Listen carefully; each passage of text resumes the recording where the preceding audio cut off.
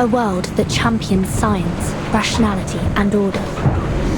I think you might like it here after all, Mesmer. Think of it as a paid vacation. I won't deny the appeal. But since I'm here with you two, I'd call this a business trip. At best.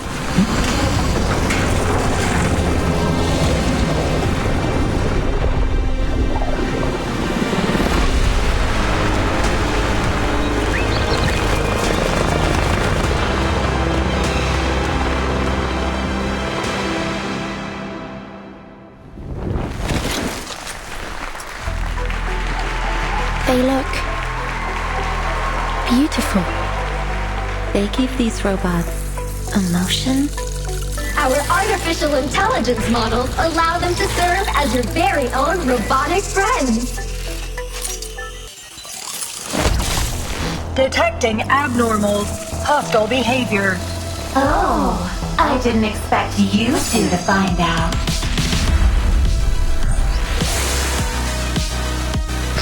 I can't feel my legs. Somebody, help me. Crispy critters. We're running out of tapes! Please hurry, Vertin. Hold tight, Comrade Doctor. This melody sounds familiar. Do you like it, Granny Xena? You have great taste, kid. It's time to go. Let's roll, kids.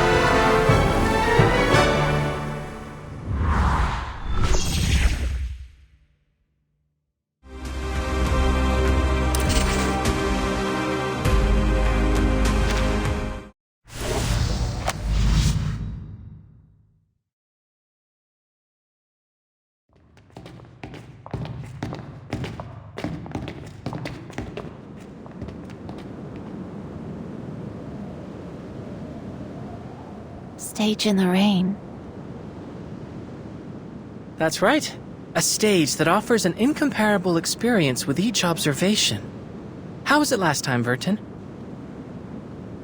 It was unforgettable. Being able to travel to an earlier era without the storm. Visually, they're quite similar, but the stage's rain is orders of magnitude safer. I think I'll pass, all the same. Don't preclude yourself prior to experiencing it. Who knows? We might just find something to pique your interest.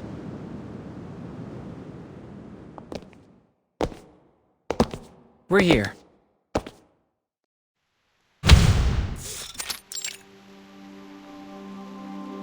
A whole new world, with an untouched, uninterrupted history. I'm looking forward to observing the effects of our interference as they ripple outward into their world.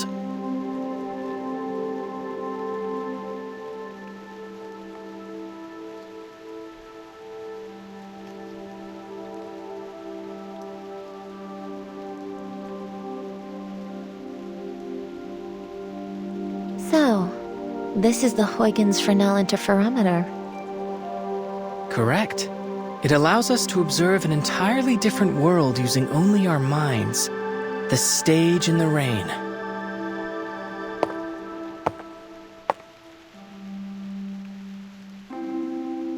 If you'd like a more thorough introduction to the interferometer, I have an observation guide here for you to peruse. Although there's no better educator than first-hand experience, it might help to do some supplemental reading before you get started. I still haven't made up my mind, X. I could refuse, you know.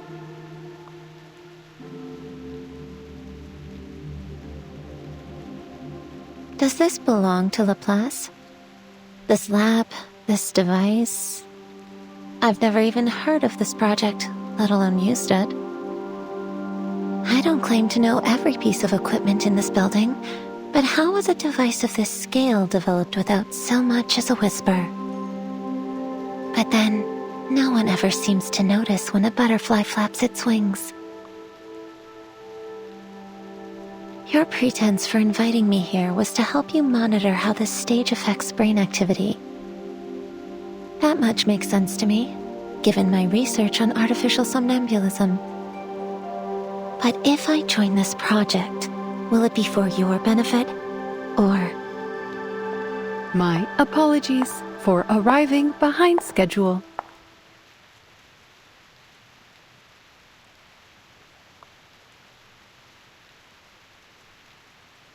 Madam Lucy! Oh, this is an unexpected variable.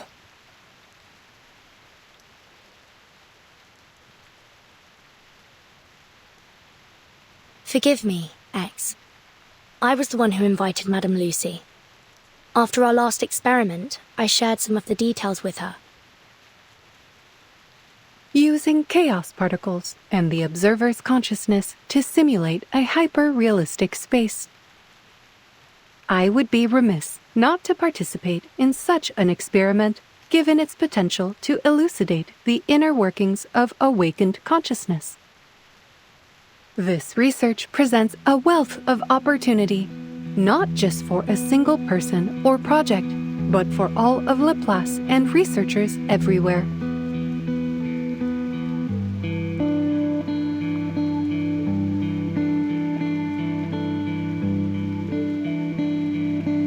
Superlatively said, Madame Lucy. I hope that puts some of your doubts to rest, Mesmer?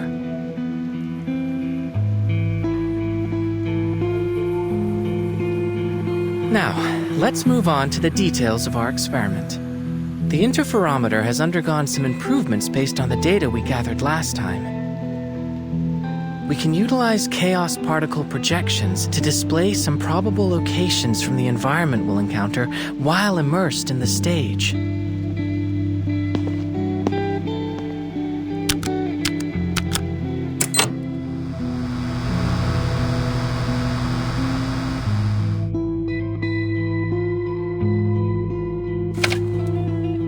The iconography suggests it's somewhere in the Soviet Union, but the technology seems wildly different from our own timeline. It would be more accurate to think of it as a potential version of it.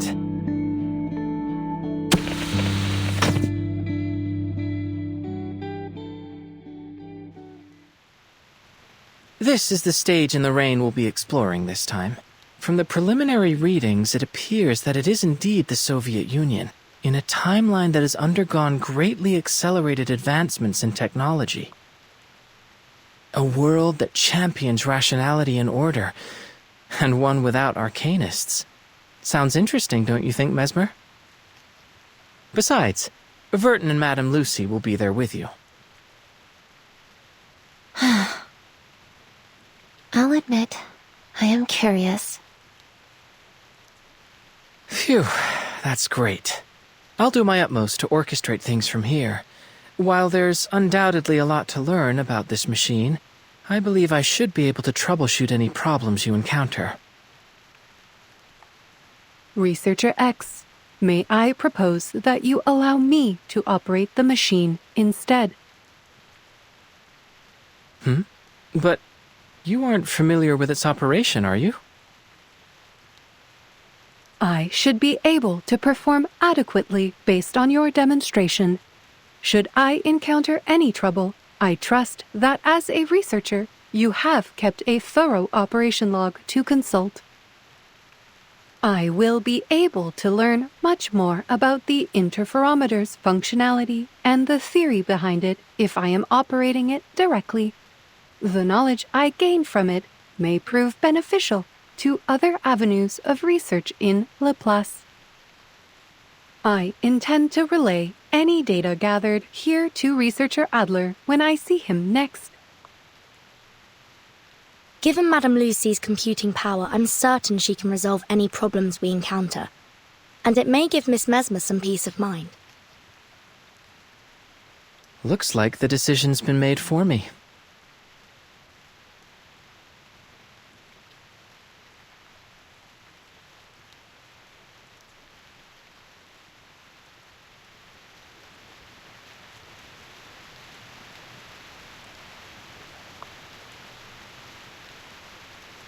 An untouched, uninterrupted history.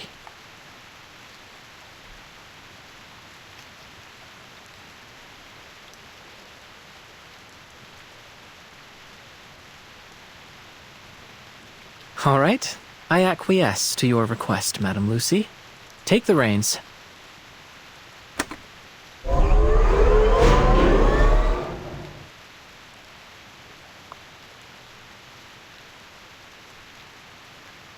Interferometer activation complete. Looks like you've got a handle on it already, boss. Oh, another thing.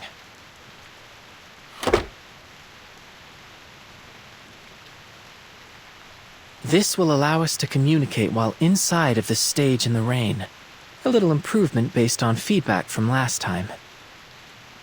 If we encounter any problems during the experiment, we can use it to contact you.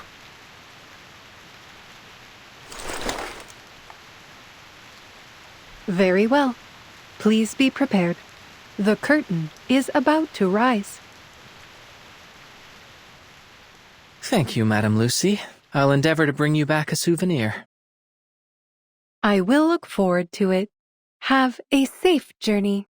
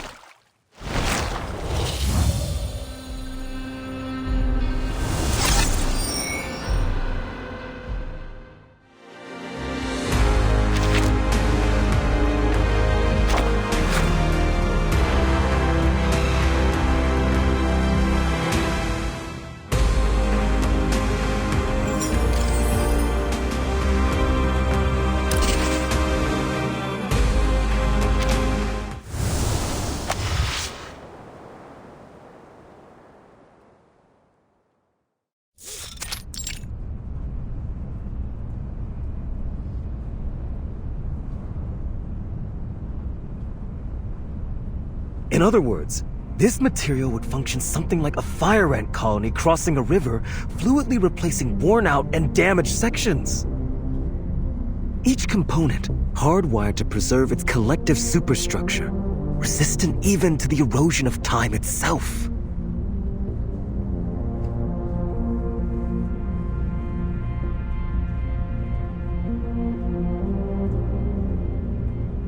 That jacket you're wearing, is that also the machine's doing?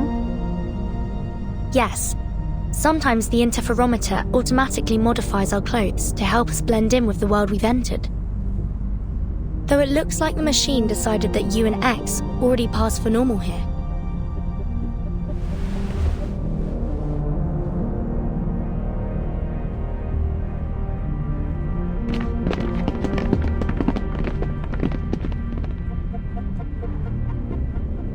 We're currently at least 40 meters from the ground. A conservative estimate, Comrade Polkov. I should say we are at least the height of a Vostok K rocket off the ground. And that's if we include Comrade Gagarin standing on the module. Cracking jokes as always, comrade.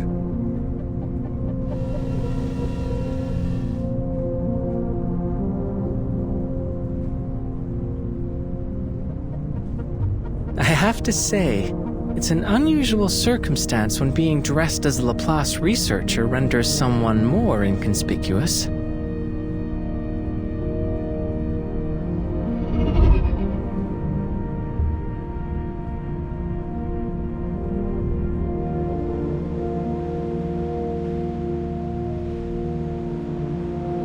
Those fields look endless.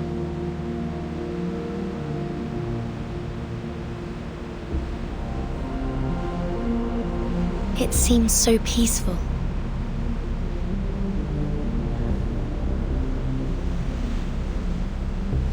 Oh, they even appear to have farming robots.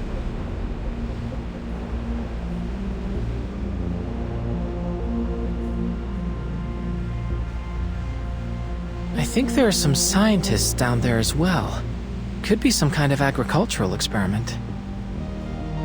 Pardon my interruption, comrades, but this is only a regular field.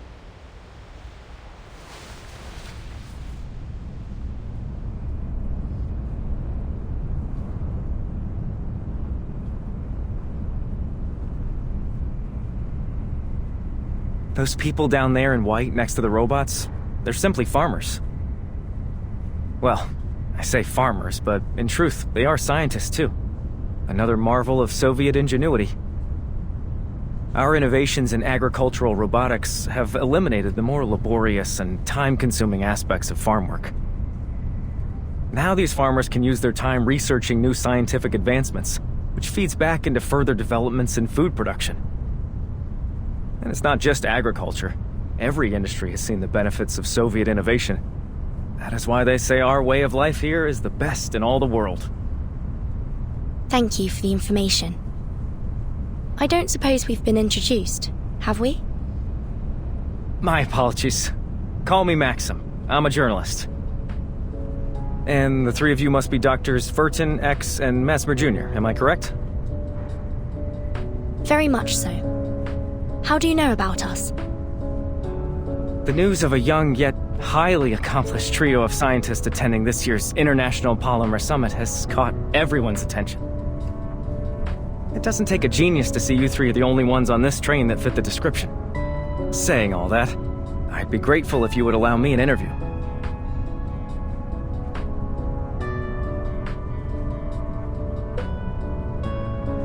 Certainly. As it happens, we could really use someone who could introduce this place to us. We don't know much about where we're going or what's been happening here in the Soviet Union. That much is clear. Where should I start? Oh, of course. Let's start with Collective. All the robots you see are controlled by the Collective Neural Network, which ensures their labor is never wasted. Who would have thought that robots would become our closest companions? Honest, stable, graceful, calm. They give each and every comrade their undivided attention. With these robots as our foundation, Soviet society began to progress at a relentless pace, maximizing production, removing oppression, increasing everyone's leisure time. A true utopia. Everyone's so happy. Too happy. It seems almost as if we've forgotten the utter misery we went through not so long ago. You mean? The plague, yes. So many of us today choose to focus on our happiness and the bright future ahead. It's as though we've already forgotten about them. The ones who delivered us from those dark times. Those who experienced true misery yet strove to lift us into this new age. They aren't here to enjoy any of this. Is that fair?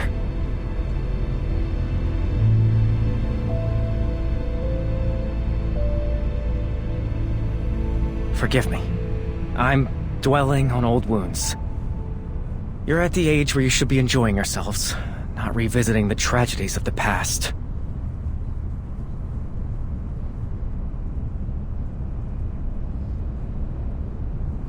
Now, a question for you young scientists. Tell me, are robots as commonplace in your country as they are here? That may be dependent on your definition of robot, but I've worked with an animated hunk of metal before.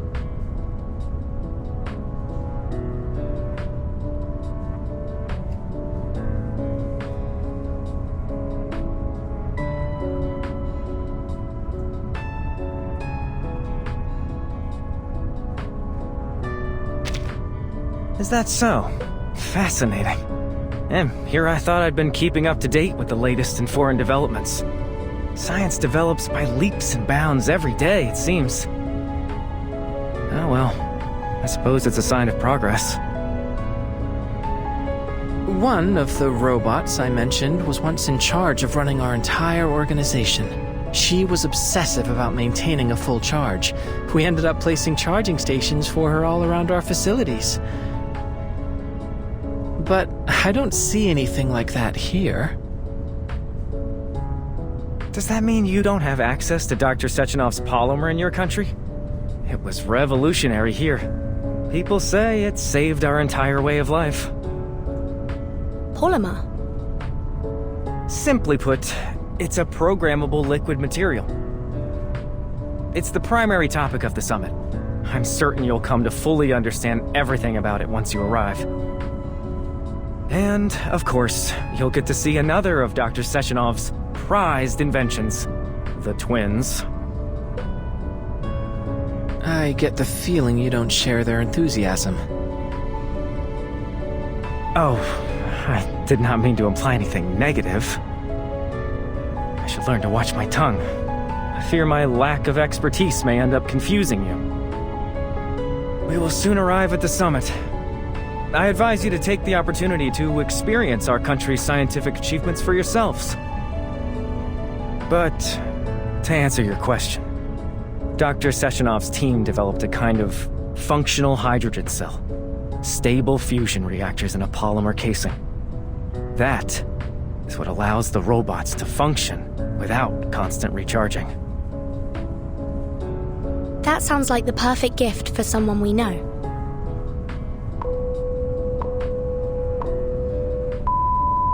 Attention passengers, the train is now arriving at its final stop.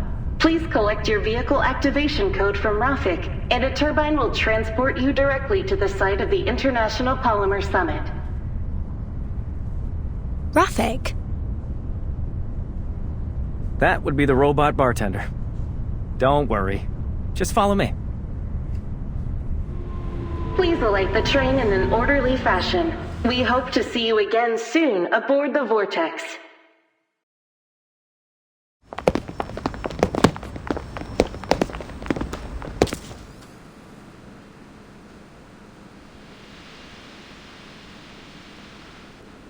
Is that scientist's trunk?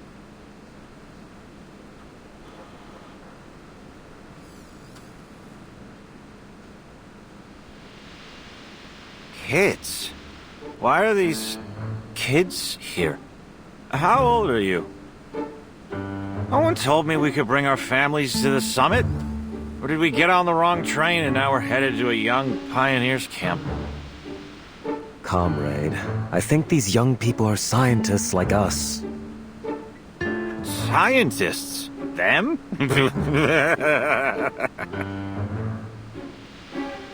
At least we had the good sense not to drink ourselves silly before an important conference. Young people these days, always in a rush. You should be at home enjoying the summer, playing on the swings. You're being impolite. Our companions are waiting outside.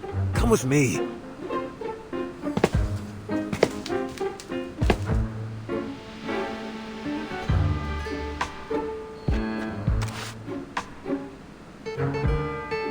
Hold on.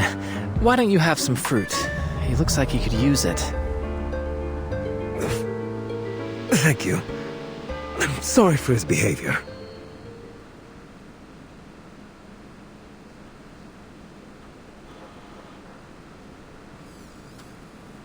Alcohol can have medicinal benefits, in proper dosages.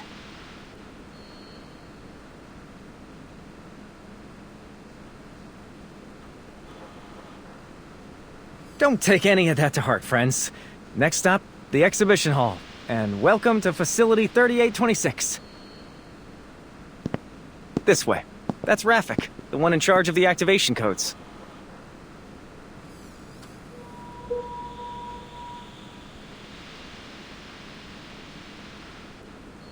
Requisition approved. Here's your vehicle activation code. Have a safe trip.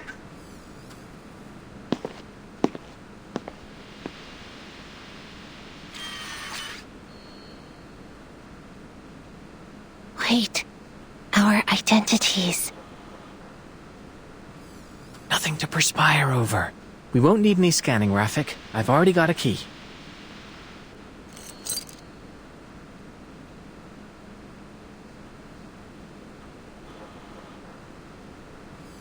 Where did you get that? It always pays to be prepared and to keep your eyes sharp. This is the International Polymer Summit, after all. I assume that means you took it from someone else? Wait, when you gave them that fruit, did you... Shh. All I did was facilitate a hands-on experience in the importance of politeness. Goodbye. Please have a safe trip.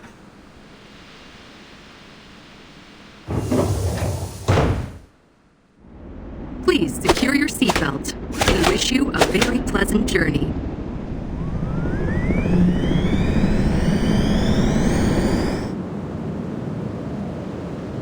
If I'm not mistaken, our conference venue is on some kind of floating island. Fascinating. Come on, why don't we check out some of the local music? Thank you for tuning in to the Polymer Exhibition Hall audio guide. You are currently departing. This place really is like what the prediction indicated. A world that champions science, rationality, and order. Wouldn't you agree, Mesmer? I think you might like it here after all. Think of it as a paid vacation. I won't deny the appeal, but since I'm here with you two, I'd call this a business trip at best. I propose we look at it as an academic exchange, the kind with complimentary refreshments, featuring the illustrious Dr. Verton, Dr. Mesmer Jr., and Dr. X. I think I'm the only one that feels out of place here. Doctors? Well, here's to a pleasant trip.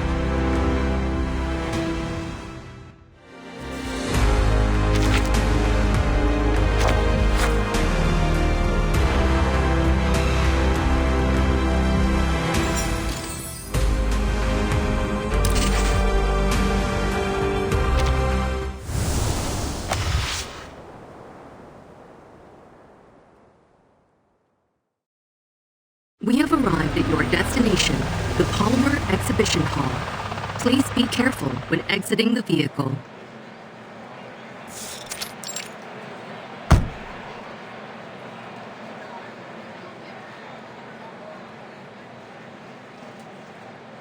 Wow, it's so crowded. Why is everyone gathered around the entrance?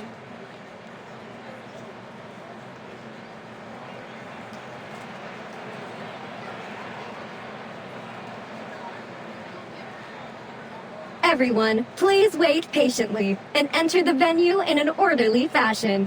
Dr. Sechenov is about to arrive. He's here! He's here!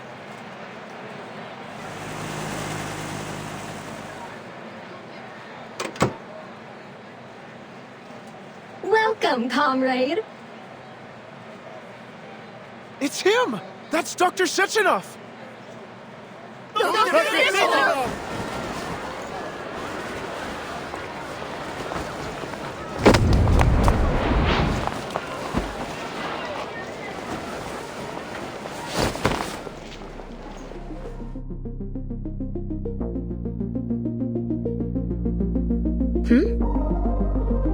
Please be careful.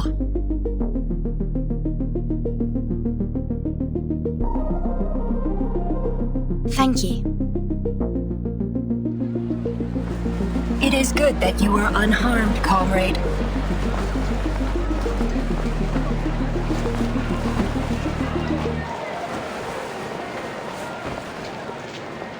Please don't push everyone.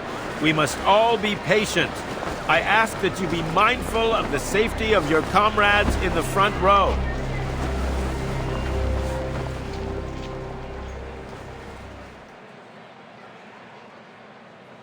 That must be Sechenov. And I suppose those women were the twins. A logical hypothesis. Oh, Verton, we do have a slight problem. The communicator must have slipped out of my pocket during the commotion. By the time I found it again, well, it seems to have failed a few rapid percussive tests.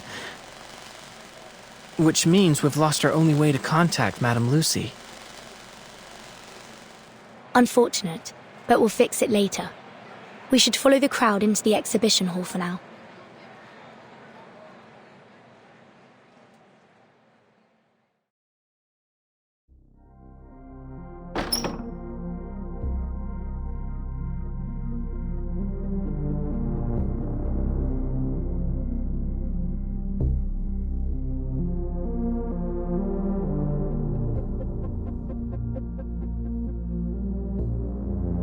The invention of polymer and its uses. The properties of polymer. The establishment of collective. Where should we start? Let's start with the closest one. Hello, dear comrades. Welcome to the Polymer Exhibition Hall. I will be your guide. You may call me Tereshkova. Please allow me to introduce you to the remarkable history of polymer. In 1936, in seeking a form of liquid data carrier, the brilliant Soviet scientist Dr. Sechenov, influenced by the qualities of heavy water and silicon, created a substance that became what we now know as polymer. Utilizing polymer's unique electrochemical properties, comrades Sechenov and Filamenenko invented the first Soviet polymer hydrogen cell in 1939, paving the way for tremendous advancements in the field of robotics. That's what Maxim was telling us about, wasn't it? I'm sure Madame Lucy would love to get her hands on one.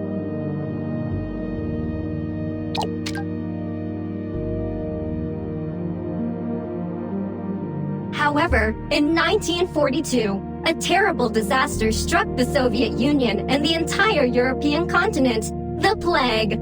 By the end of this unprecedented outbreak, over 150 million had perished. 150 million? That would make it one of the deadliest outbreaks in human history.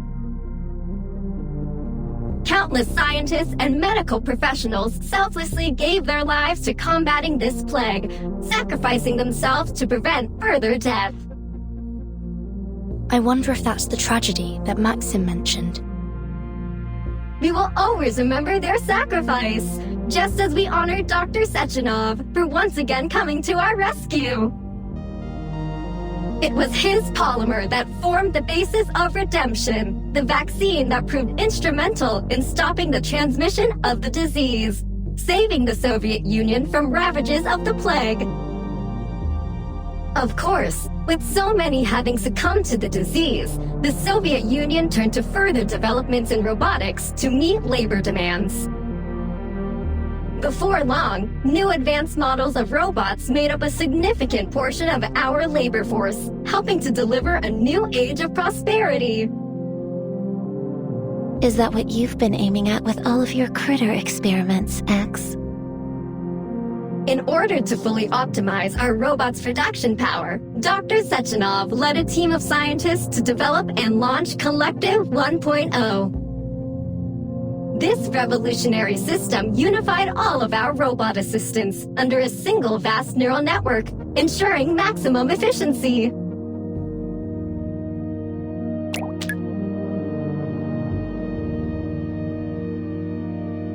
Then, in 1950, Dr. Sechenov astounded the world with yet another development, a means of incorporating polymer into the human body, a process called polymer assimilative adaptation.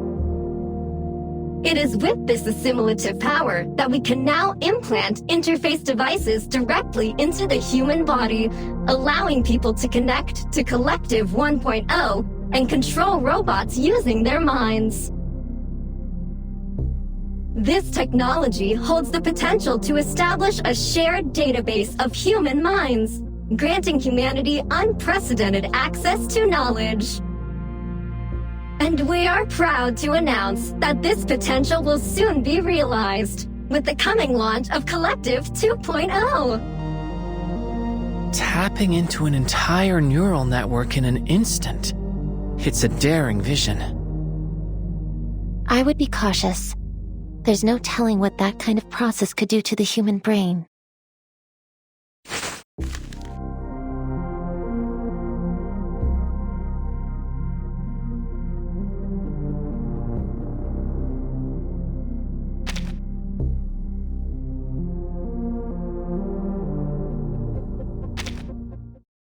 You have finished Exhibit A, but don't stop now, dear comrades.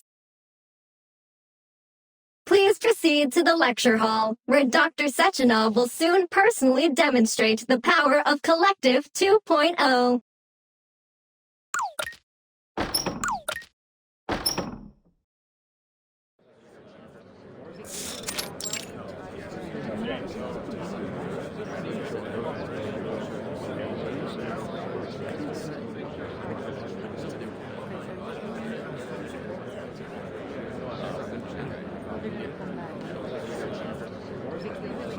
Huh? Is that Maxim?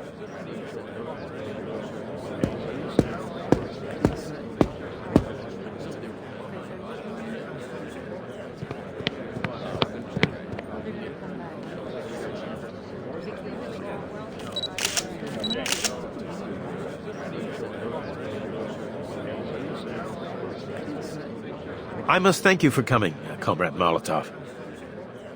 Today is an important day for the Soviet Union. I wouldn't miss it, Comrade Sechenov.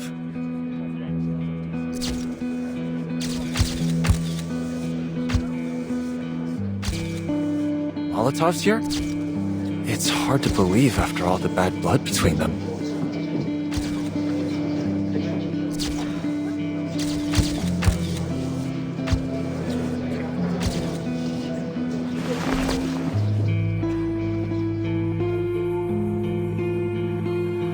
Thank you.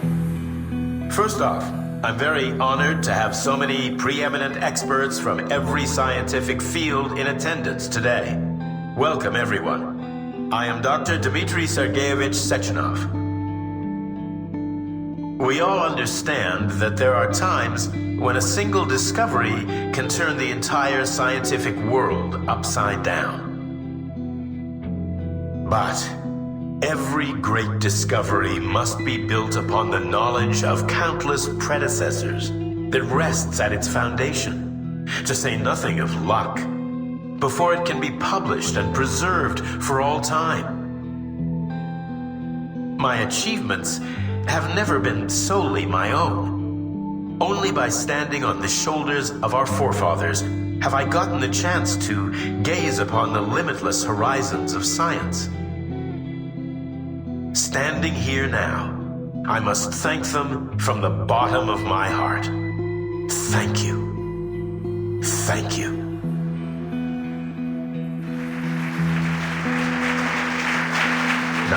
Years ago, when my team and I invented polymer, I had already foreseen its boundless potential. A perfect synergy of mathematics, logic, physics, chemistry, biology, and other foundational studies in equal part, constantly pushing the frontiers of humanity's scientific exploration. Bringing us to this historic day, where I have the honor of inviting every one of you to participate in this preview of Collective 2.0. Comrades, please follow me into the bright, limitless future.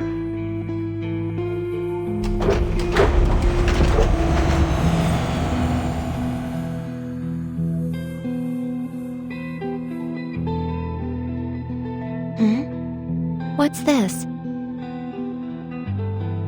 Thought device. A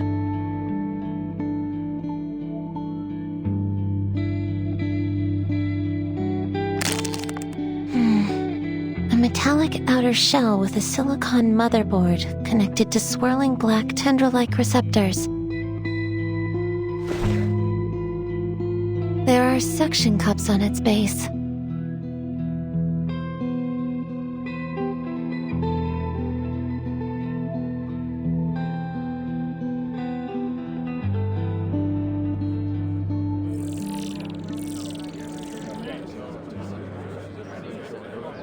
They've all put it on without any hesitation.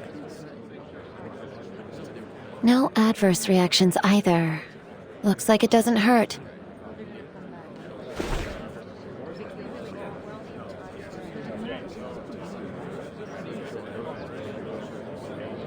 Hypothesis confirmed. Mounting the device does nothing to activate it alone.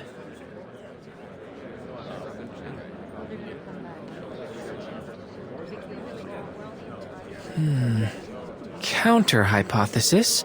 It may only work on polymerized people.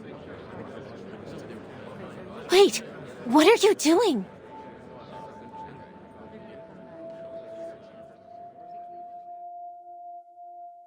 It makes sense. If the plague was ended by mass polymerization, most of the attendees here would already have polymer in their system. But we don't. You injected yourself with that redemption vaccine? Where did you even get that? The exhibition hall's got samples of everything, and I've always had a knack for collecting odds and ends. But why would you inject yourself? During our last experiment, I kept thinking that we were missing something, but now I finally figured it out. We don't belong in this world. Even if we change our appearances, at our core, we're still outsiders. But perhaps by injecting myself, I can truly become an influencing factor in this world. What sort of chain reaction will this set off? I'm excited to find out.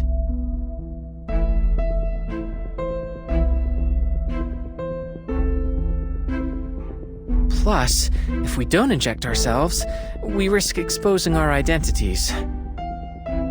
Of course, the choice is yours. I should have expected this. Typical Arcanist behavior. Why don't I just hold on to these potentially dangerous substances for now? Please try to exercise a little more caution in the future, Dr. X.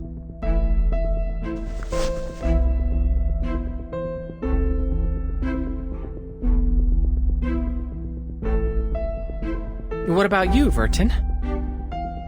I think we should be careful. All right. Think about all the fun you could be missing out on.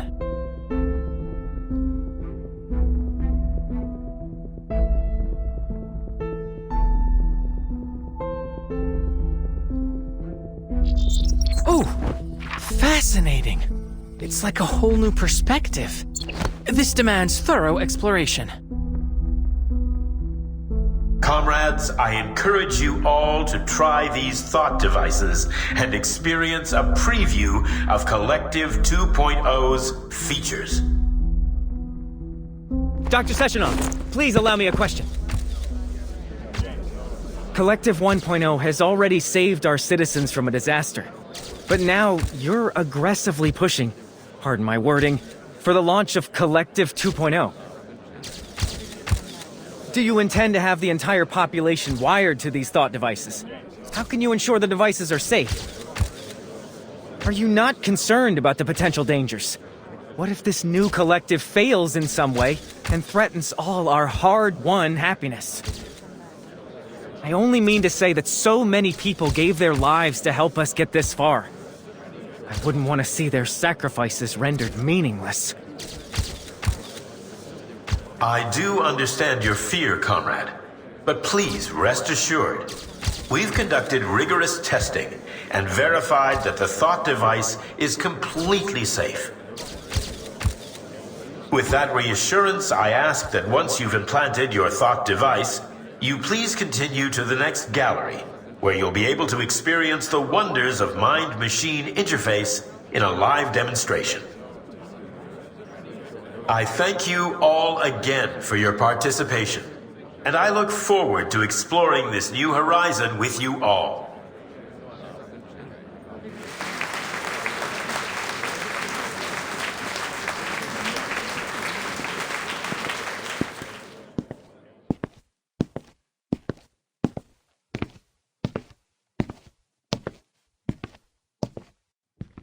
Oh, I remember you.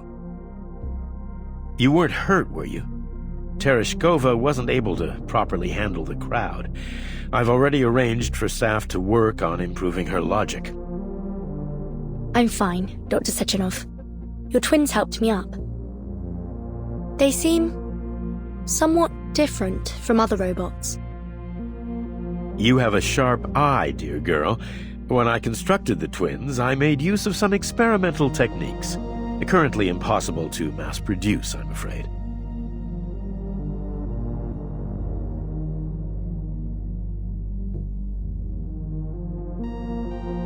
The epitome of both science and art. A perfect fusion of power and beauty. I think of them as my greatest creation. They do have a rather reassuring presence.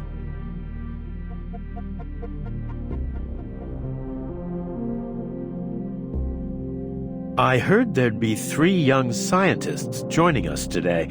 To be so accomplished at such a young age is something worthy of respect. If you run into any trouble today, please don't hesitate to tell me.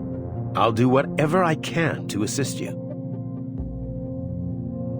Oh, as it happens, I think we actually could use some help.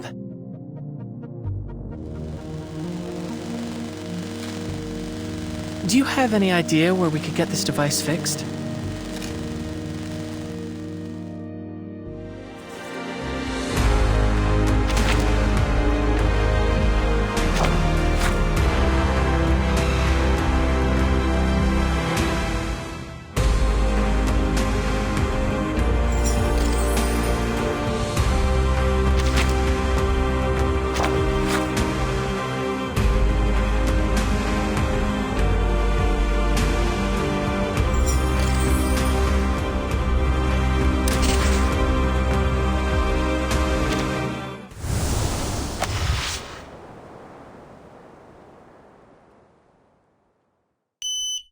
Access granted.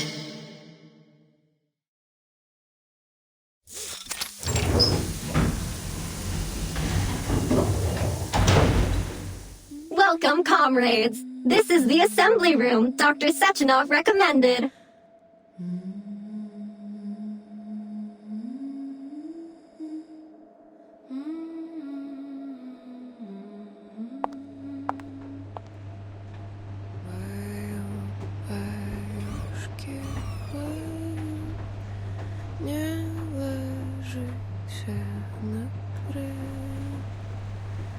Are you interested in learning more about the production process, comrade?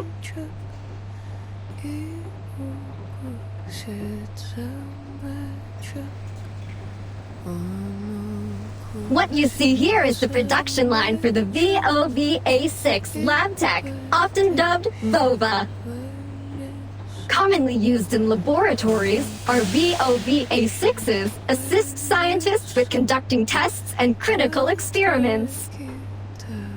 The VOVA model's humanoid limbs feature over 100 sensors. Outside of lab work, they are also capable of providing other services, such as playing musical instruments, cooking meals, providing massages, and more.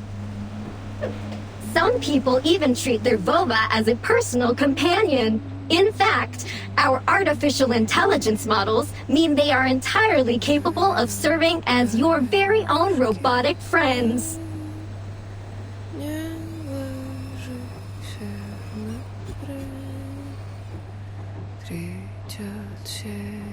Hold on. What's that sound? And we're here to find a repair vendor. Where is it? Oh, some kind of performance art, perhaps?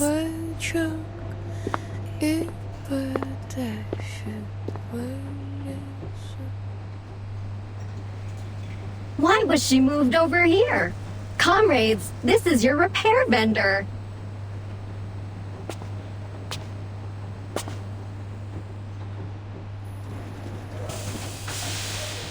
Access granted. Oh? This machine is a multifunctional repair device, suitable for indoor use by our staff. Other than basic repair functions, she is also able to repurpose raw materials into whatever tools you may require. Amazing. Well, let's give it a whirl.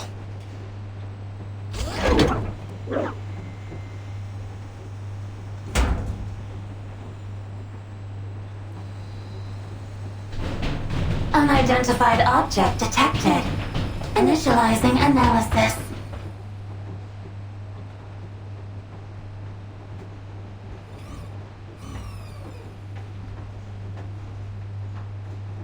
This is an abnormal reaction. How strange. My database has no record of any comparable circumstance. You know, I really shouldn't be accepting unknown inputs from strangers. A stranger is just a friend you haven't tasted yet.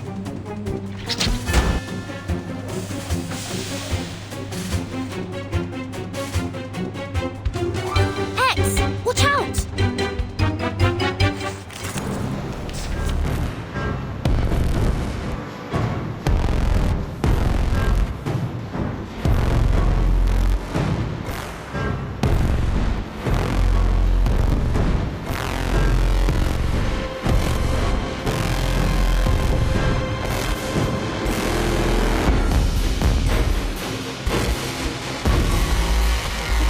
Encryption complete. Memory of the dead. An adequate sample. Enemy piece overloaded. That hurts, you know!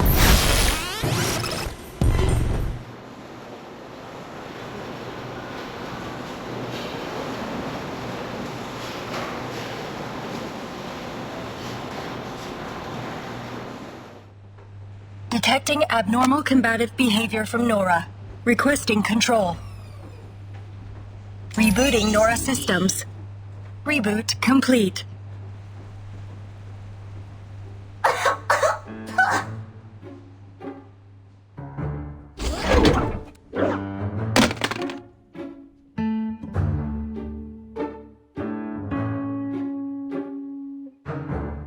What was that? That was the worst thing I've ever tasted! Metallic and yet almost woolly and wrong! Just plain wrong! Come on, give me something to really savor.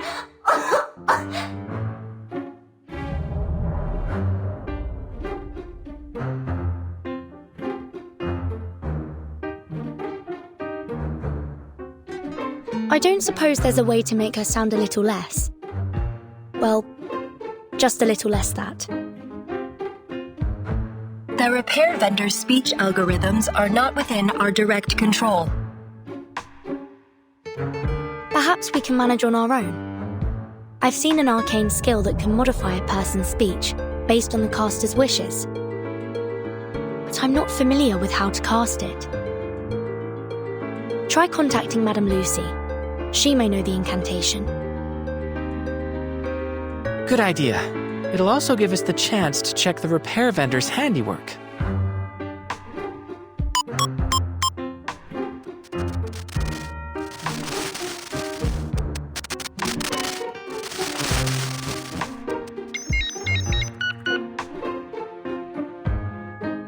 Researcher X, hello. Ah, fantastic. So at the very least, she did repair it. I see. I will process your request. There is indeed an arcane skill in my database that may be of assistance. It is known as Manner Mender. I have sent the specifics of the incantation to your communicator. Thank you very much, Madame Lucy. You are most welcome.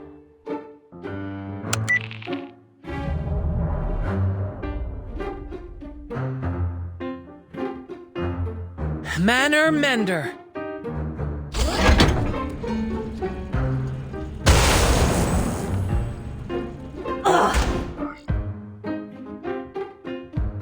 Fiddlesticks! What did you do to me? My mind... It's time for class, kids! What's happening? Think of it as installing a language patch. How rude! You're not welcome here anymore! This repair vendor is closed!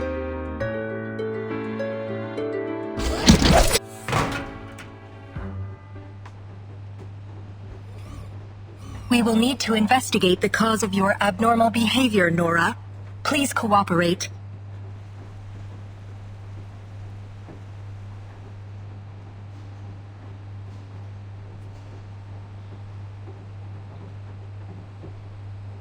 Prepare to initiate forceful investigation procedures. Wait.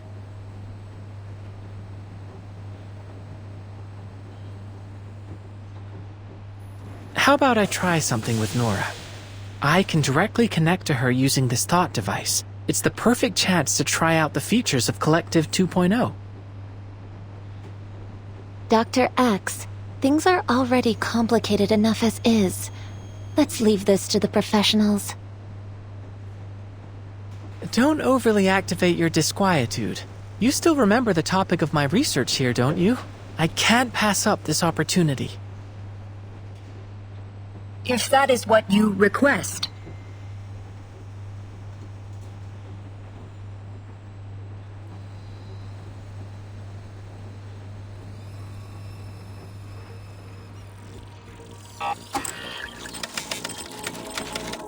Wow.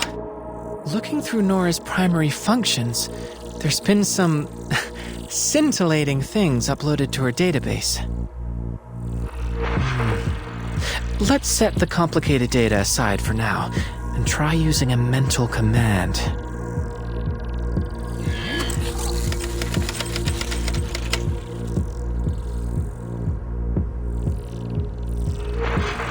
Everything looks normal so far. It seems like the restart successfully cleared the errors in her code. No, hold on. There's an abnormal entry in the access log. What are you doing, you cad? This is no way to treat a lady! Ah!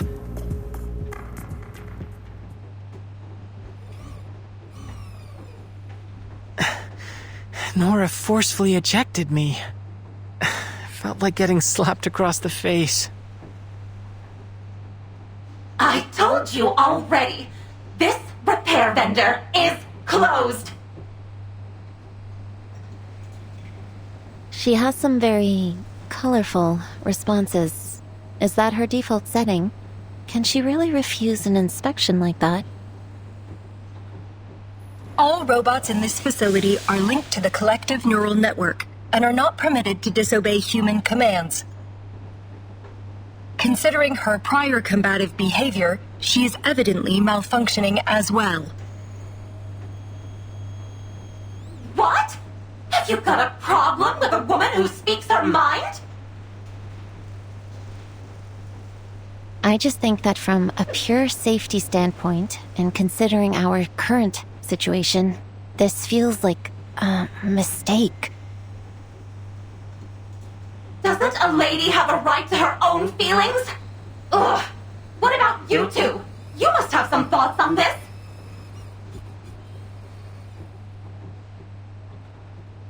We do not have an answer for you at this time. How disappointing! I bet you've never even bothered to feel an emotion. Comrade Sechenov did install emotional expression modules into our platforms. What a waste to put them in, you frigid ice queens.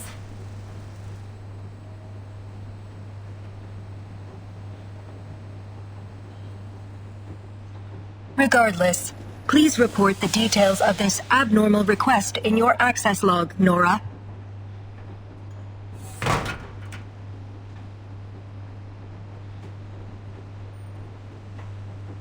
I have no idea who made that request. All I know is that ever since that entry appeared in my log, I've had no patience for anyone toying with my emotions.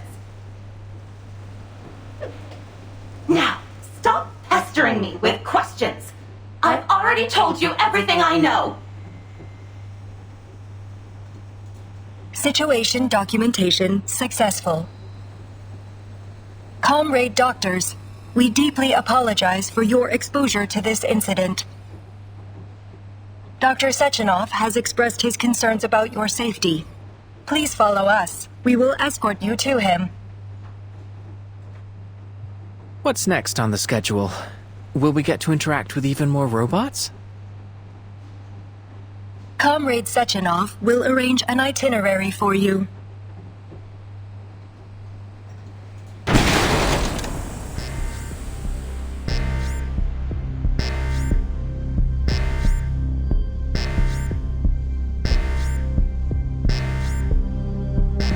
What's happening?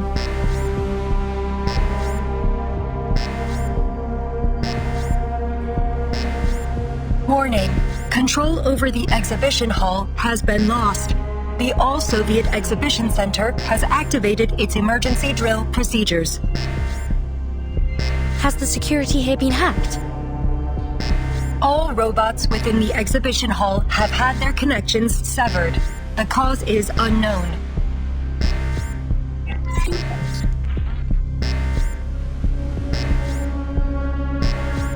Understood, Doctor. We will proceed to the exhibition hall, continue broadcasting our coordinates, and await the arrival of reinforcements.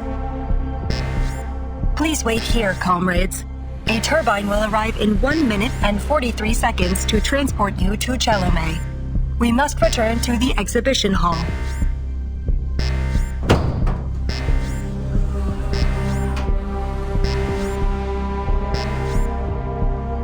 Please remain inside the assembly room.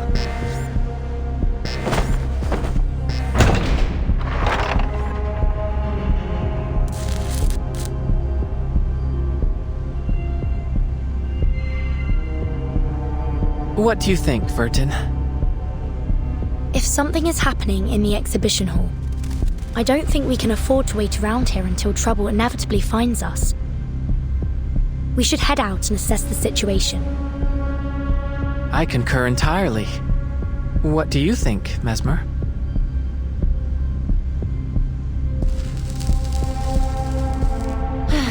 Why would I expect either of you to follow orders?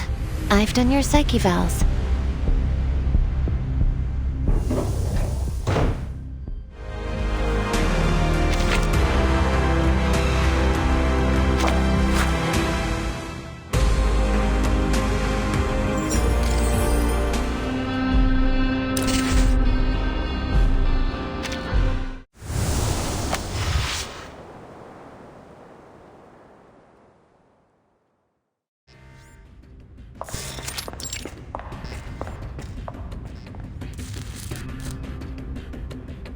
Hello dear comrades. Welcome to the Polymer Exhibition Hall. I will be your guide. You may call me Tereshkova. Where have all those mustachioed lab robots gone? I thought they were supposed to help the researchers. Who knows? Maybe the twins already calmed the situation down. Just what is this situation, exactly? Please help me. Wait, I hear... someone.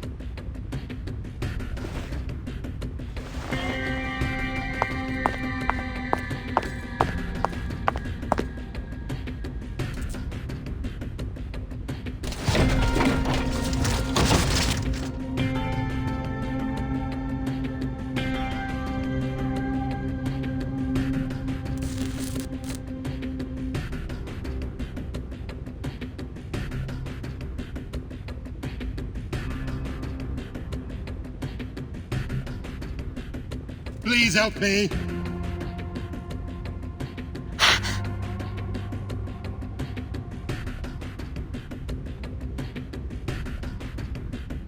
This is awful. We have to find out what's going on. Just be careful. I'll try my best. I think I can make it to him if I stay close to the wall.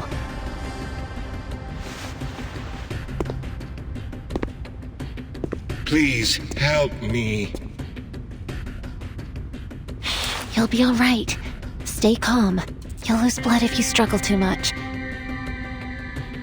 Let me check your wounds.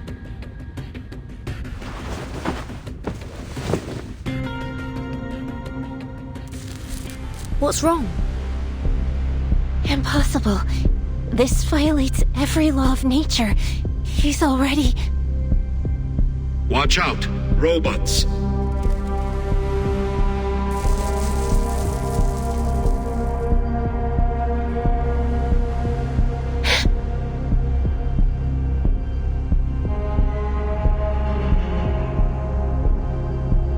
Mesmer, get back here, quickly!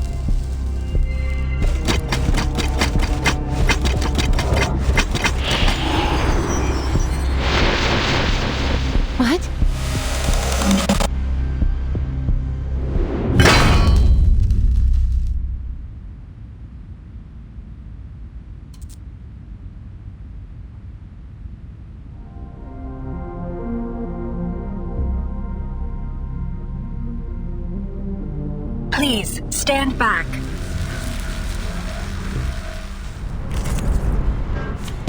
Sacrifice holds meaning only in its warning. Life is delicate and easily lost.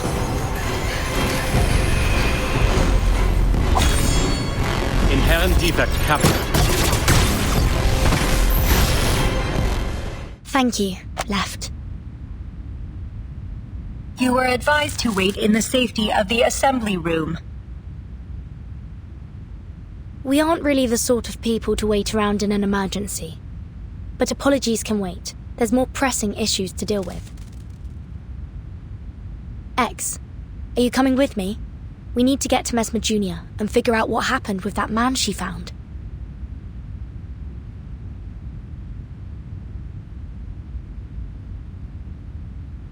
Mesmer, are you all right? I'm fine. But this is tremendously unnerving.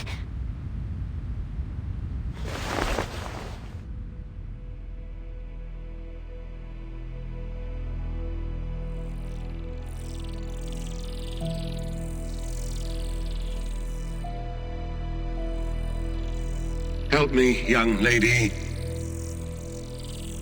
What's going on? I'm still alive. No, that's not possible. I'm sorry, but you're clearly dead. It's just that your device is still transmitting your voice. Then that wasn't just some awful hallucination. That's really my body, and I'm a goner.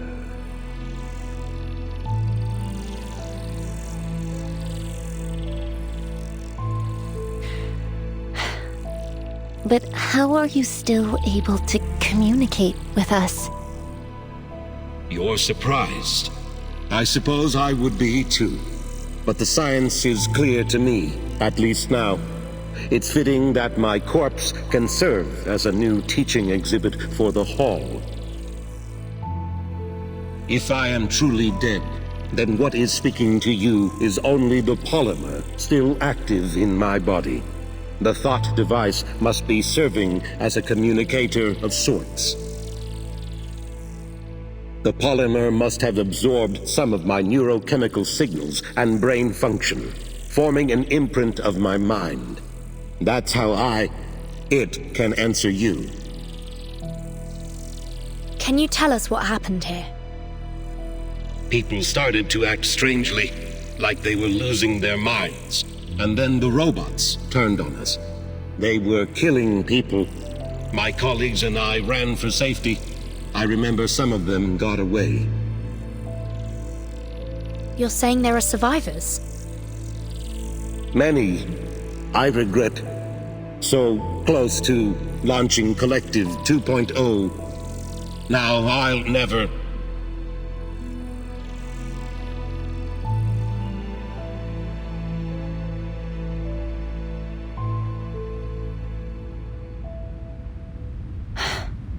We didn't even ask for his name.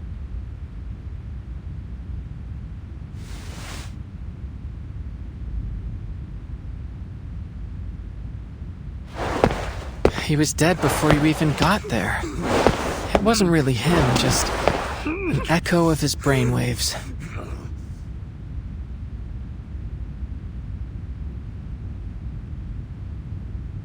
I don't understand. Even tied up, this scientist still seems to be trying to ram his head into the wall. Do we have any idea what's going on? Why did you come back?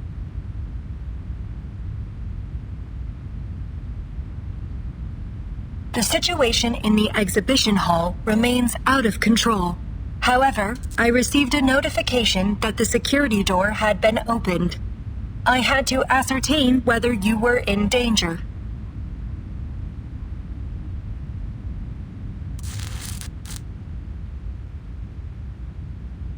I was the one that pushed for us to leave. I thought perhaps we could help in some way, but I didn't anticipate any of this. Thank you, Left. On that topic of whatever's going on here, could it have something to do with the Collective?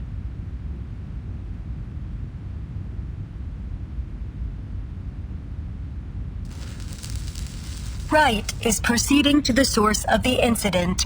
My mission now is to ensure the safety of all of our guests.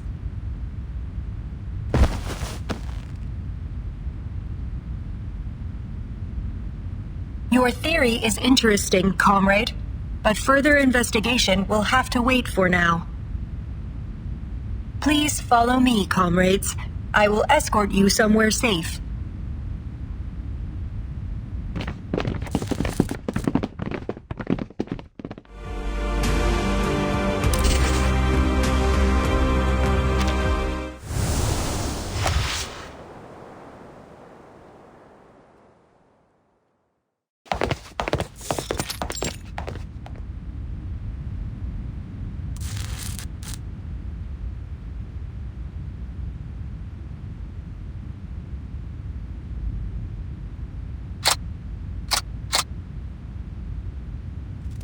What's that on the ground? A defensive perimeter of pulse mines. These will temporarily stun robots, but are harmless to humans.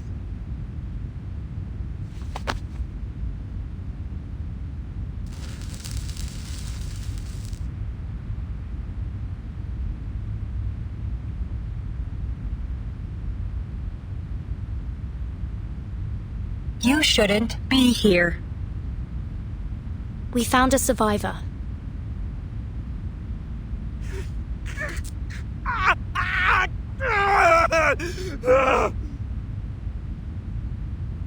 Understood.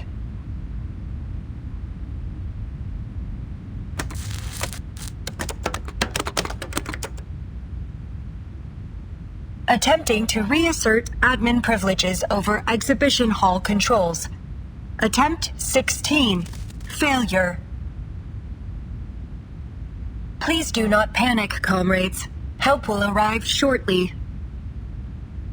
A special operations agent will take responsibility over evacuating you safely. The malfunctioning robots may resume their assault at any time. Please stay behind the defensive perimeter.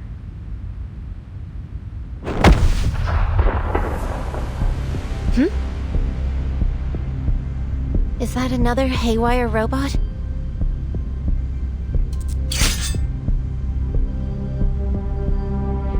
No hostiles detected.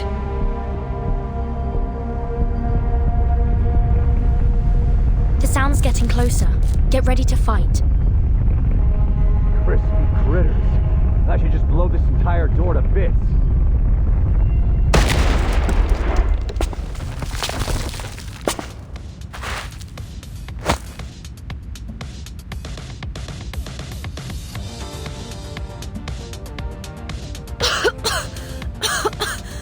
I heard... Don't tell me some kind of critter caused this. Out of my way!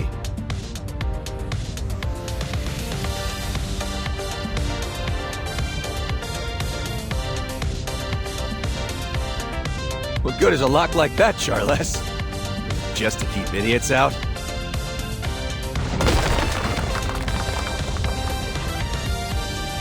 Who is this?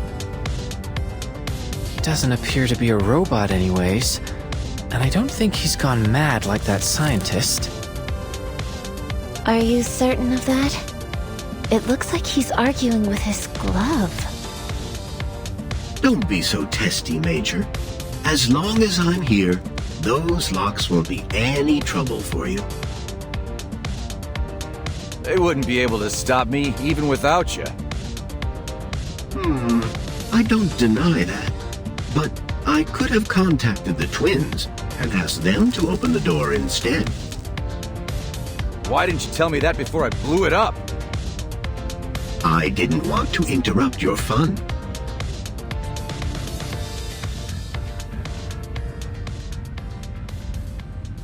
What happened? And what the hell are these kids doing here?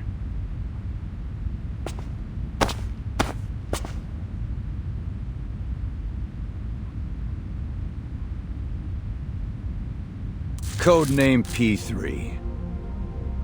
And his trusty companion, Charles. We were informed about an incident at the Polymer Exhibition Hall. Our orders are to bring a swift end to this situation and limit any scandal that might hamper the launch of Collective 2.0. In other words, Dr. Sechenov sent us to assist you. Now we just need to find out who did this. Understood. Dr. Sechenov has confirmed that this was a targeted attack on the Collective 2.0 launch. Huh, that's obvious. Anybody able to hack into the exhibition's controls has got to have some serious backing. Lots of people resent the boss, think he's in the way of their own ambitions. Like Molotov, or any of the various enemies of the Soviet Union. Molotov? That's the man who shook hands with Dr. Sechenov in the lecture hall. Hold on. You mean he actually showed up? Where's he now? Comrade Molotov left in a car shortly after Dr. Sechenov's speech concluded. He sure made a quick exit. All right. Thanks for the report, ladies. You can stand down. I'll take care of things from here. We have not received orders to conclude our mission. These survivors still require protection. I've got that covered too. Charles, give me the data on our survivors. Start with those kids.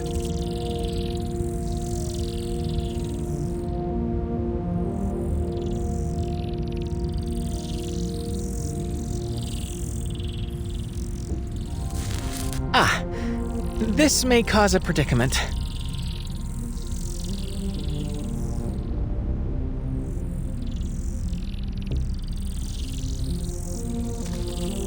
Gentlemen, we are scientists from abroad who were invited to participate in the summit. Your database might not have information on us. I think it'd be better to introduce ourselves directly. My name is Vertin. This is Mesmer Jr., and that's X.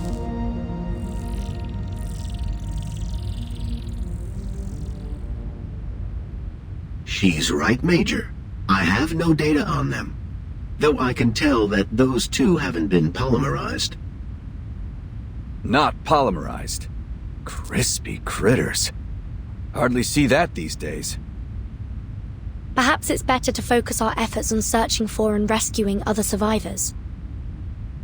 I also noticed that their names don't appear in any available immigration records, and that they were only added to the guest list for the summit earlier today. You mean they snuck in? It would appear so.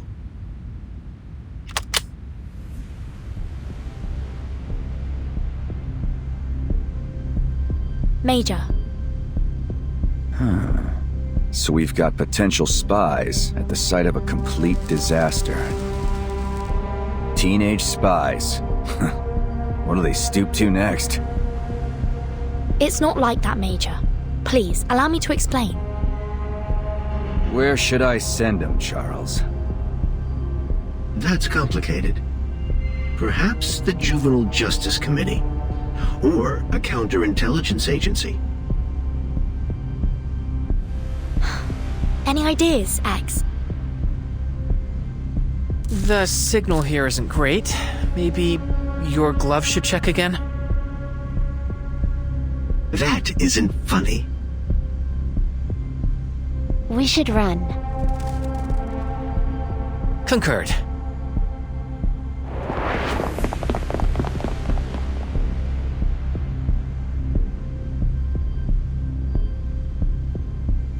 God, can't get any info if they're dead. Hey, twins! Help me catch them. Alive. We'll each take one. Got it? Understood.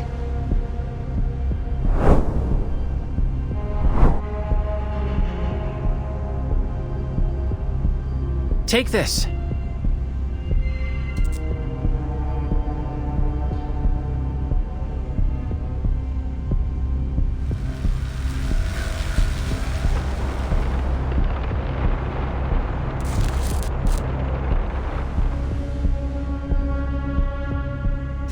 Made you look.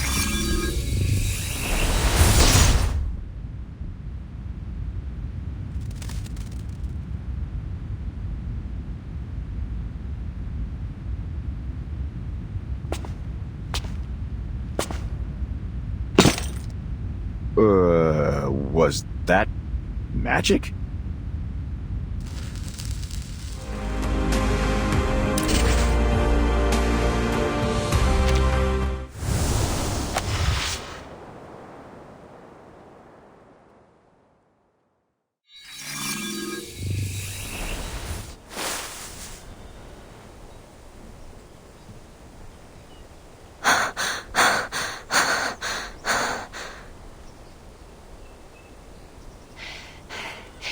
We should be safe out here.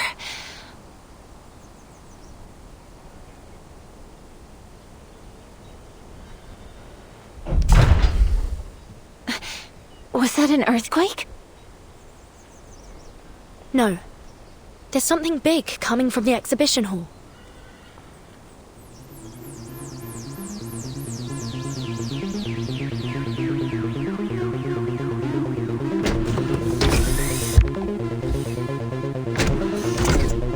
What is that?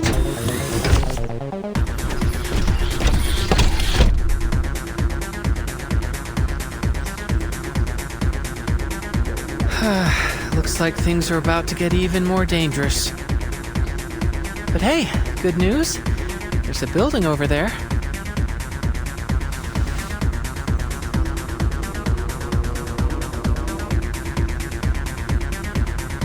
Let's take shelter there.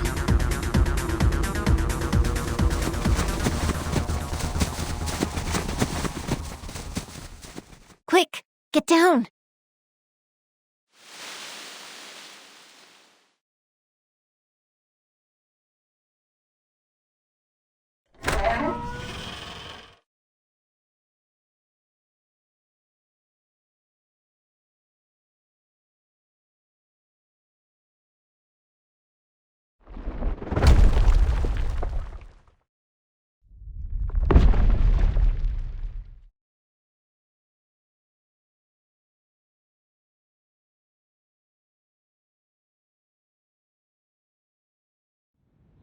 I think it's gone. For now.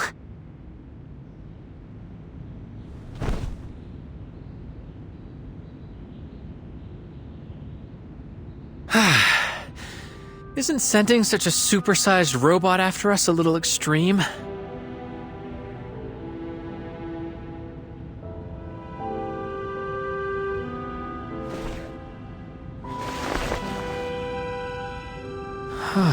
Neat interior.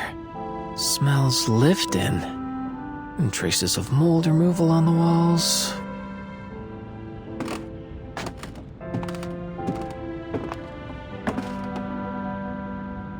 But where are the residents?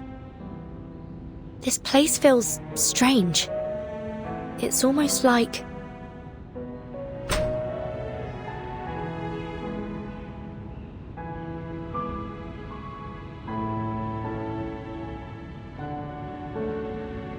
No sign of any robotic technology in here. And all the food is untouched. It's like this house has been isolated from the outside world for years. And yet...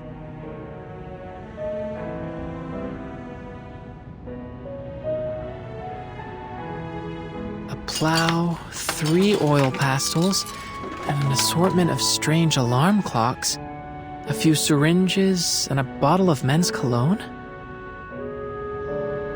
These things don't look like they belong to a family, but rather a dozen people or so, with their lives all mixed together. There's some personal effects in here. Letters, family photos, and... I've started recording. Come on, Mama. What's that sound? It's coming from this pocket watch device. That journalist we met, Maxim, he had something like this too. Don't worry. I'm recovering well here.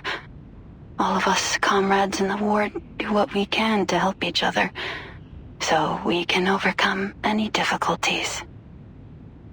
Don't forget about me, Mama. I really miss you, Papa. It's already been a month. I remember, little squirrel. The next time you visit, remember to bring that doll with you The one with the pretty floral dress on the balcony.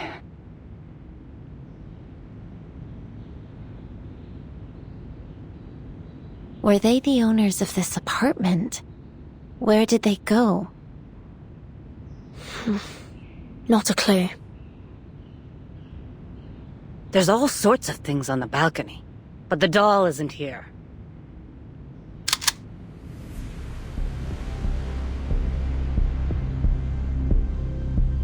Don't move. Put your hands up first, then turn around slowly.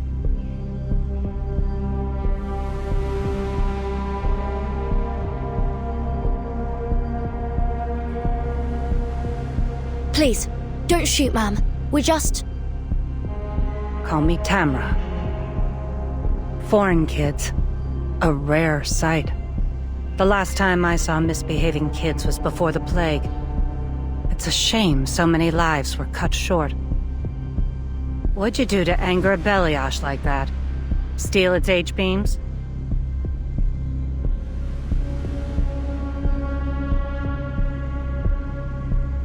Oh, I see. You're those unknown variables Xena was talking about. All right, tell me what happened. Don't they tell you to obey your elders where you're from?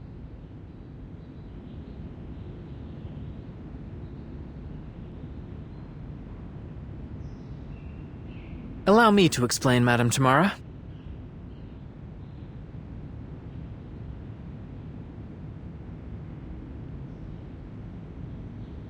And that's what happened, ma'am. I swear, everything we've said is the truth. I see. Just another group of foolish kids caught up in a conflict they shouldn't have been a part of. If I take you at your word, that is.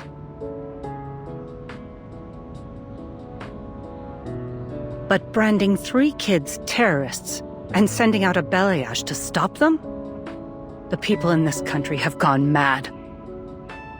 You have my sympathy anyway. But I have more important things to do than babysit. Considering your situation, how about you hide here a little longer? When I'm done with my work, I can send someone to help you out with the orb head outside. But all this is a memorial for the good folks we lost to the plague, so don't touch anything.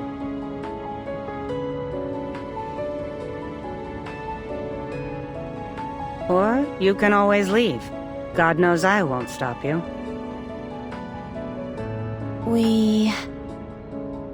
We'll accept your offer, ma'am.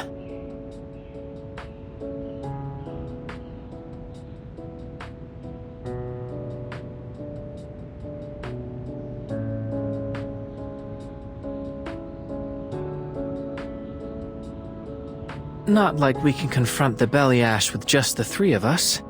Might as well stay put for now, right? It does make sense. We'll stay and help you, Madame Tamara. Then you're smarter than I took you for. Relax, I won't hurt you. Come, look.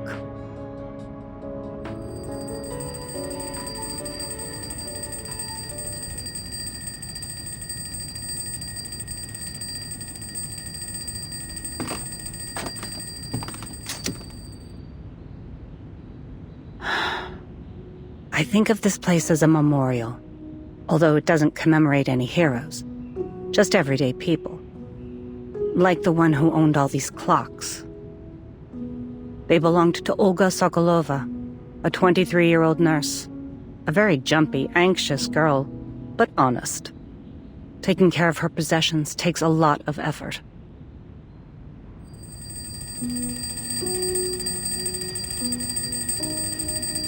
Patient number 28 needs their medication.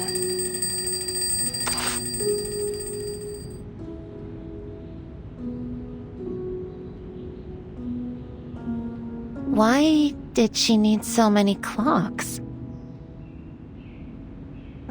Olga was terrified of forgetting all sorts of things. She'd set her alarms to remind her to administer medication, shots, you get the idea. But it wasn't enough. In the end, she went to the hospital too. leaving me with this mess. This one looks the oldest.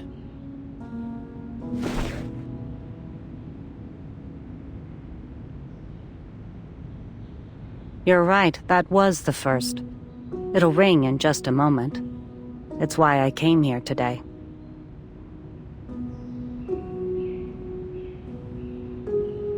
Happy 20th birthday, Sasha. You can turn it off now. Her daughter isn't around to hear it. The plague took her, just like so many others. 20 years old. How time flies.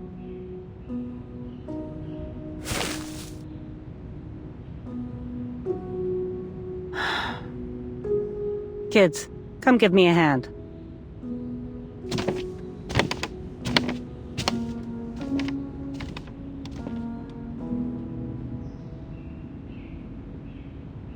An entire wall of tools. Looks like whoever lived here liked making things by hand. That's an understatement. There's a basket under the workbench full of all kinds of toys and electronic parts. Andre and Vanya loved tinkering with those kinds of things.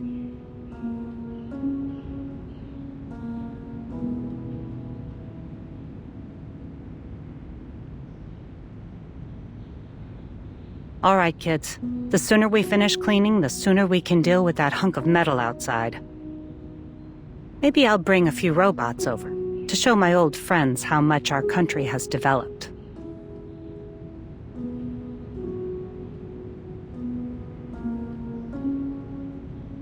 Is this why you've been keeping things just the way they were?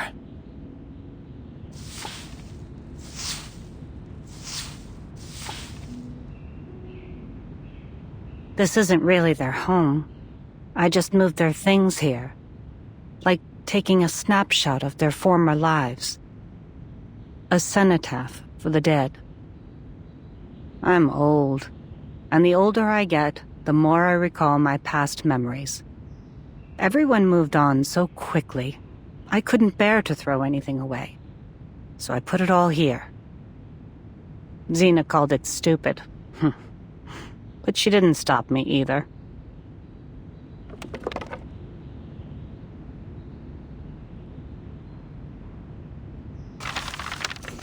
At the height of the plague, none of us would say it. But we all wondered the same thing. Is humanity doomed? But even so, no one gave up.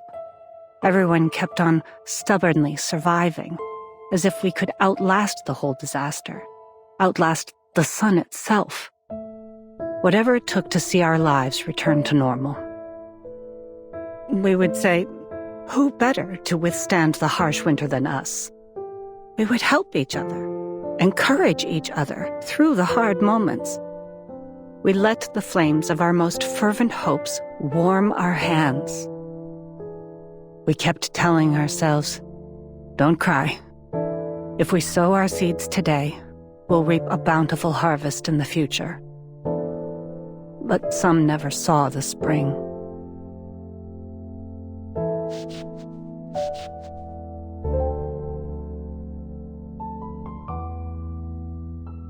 My condolences. To be honest, after so many years have passed, even the grief has faded. But once in a while, I find myself thinking that the happiness we have today is something they'll never see.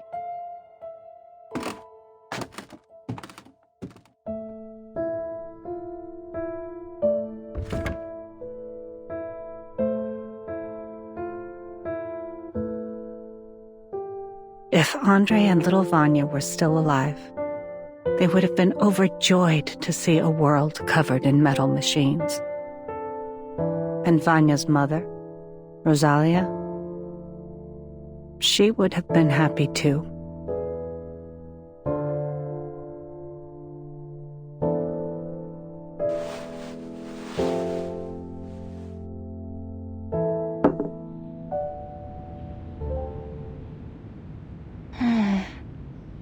Strange. What is it? We saw this person at the summit.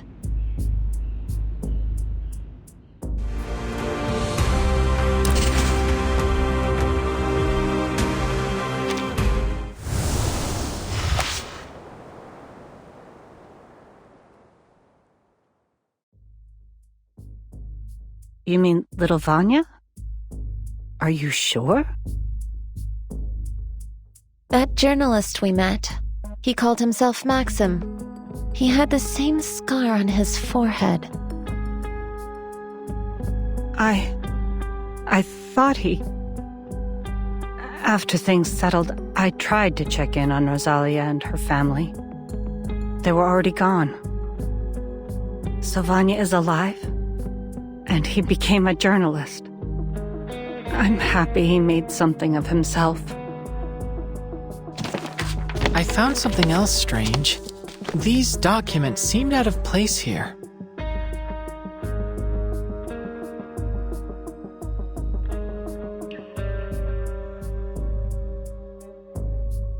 Having made a cursory glance, they seem to concern the robots we've encountered so far, including that big one that chased us here. See? Take a look at these schematics. Tell me this isn't that belly ash thing. But why would anyone keep these files here? These look like highly sensitive schematics. A seemingly abandoned location close to the summit venue. It makes sense, wouldn't you say, Tamara?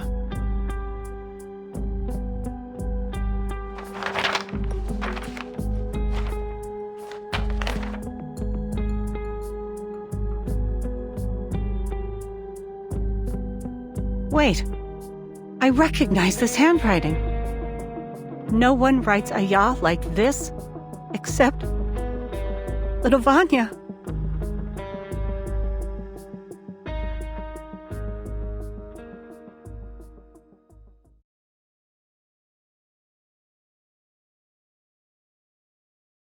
We should discuss this with a friend of mine. She'll be able to help us understand what is going on here.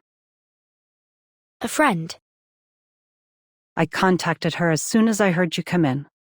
But don't worry. I'm certain she'll be able to answer all your problems.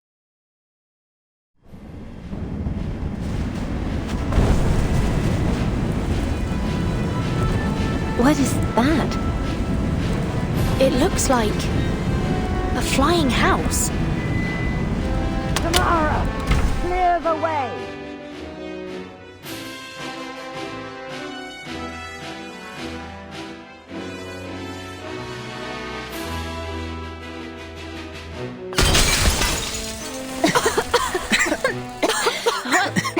What?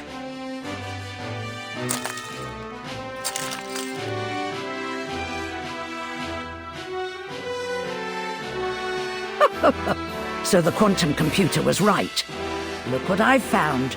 Pint-sized scientists from a faraway land. I'm glad you didn't kick them out, old friend. Well, why would you? They do look like good kids.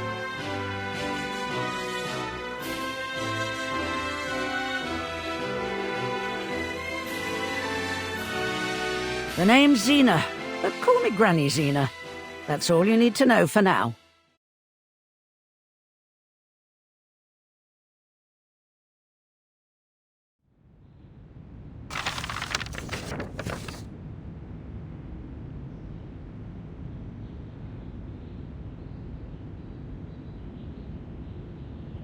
These files outline a way to circumvent the Collective's firewalls. It's a sophisticated exploit. He's no amateur. With this, Maxim would be able to take control of the belly ashes and activate their combat protocols. If what I'm reading here means what I think, then Comrade Sechenov is in 6 layers of deep shit. He's in trouble. Why? Because our little Vanya is likely the one who lifted the combat restrictions on all the robots, which means this chaos wasn't just a bug in the system. It was targeted. Then you mean that he could be the one that sent that giant robot after us? I figured it would have been that P3 guy, or the twins. Taking in the preponderance of evidence, it's a good bet that Maxim is the one that orchestrated the robot's attack on the exhibition. It isn't just the robots.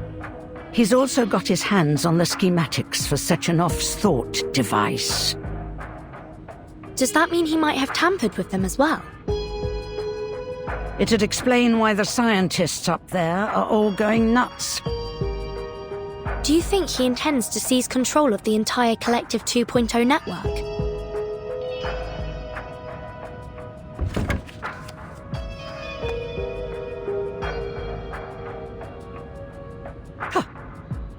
I knew this little project of Sechenov's would wind up with everyone insane or brain dead. Politician, scientist, journalist. No one is meant to have that kind of power. But it seems our Vanya already had a screw loose before he put on that thing. He could be plotting something far more dangerous. He was such a sweet boy.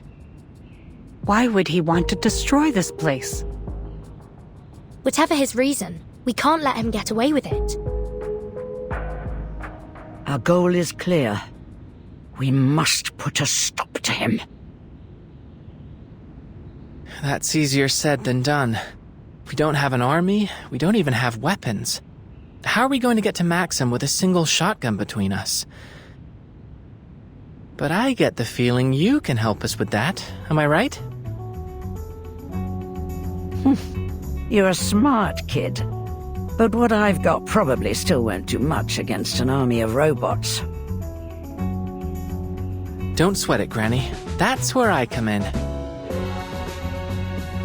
What are you planning?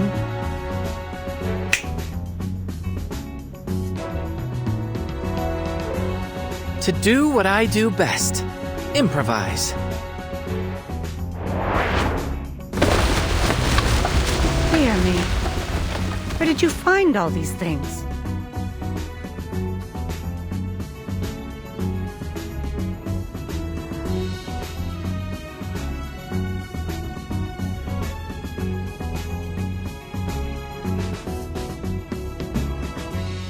I collected them from the other rooms. Don't worry, we'll return whatever we don't need. You little gremlin. You'll return the rest, and help me clean up after this is over. Are you telling me you plan to upgrade my guns with this load of crap? I'll buy it. Now show me how.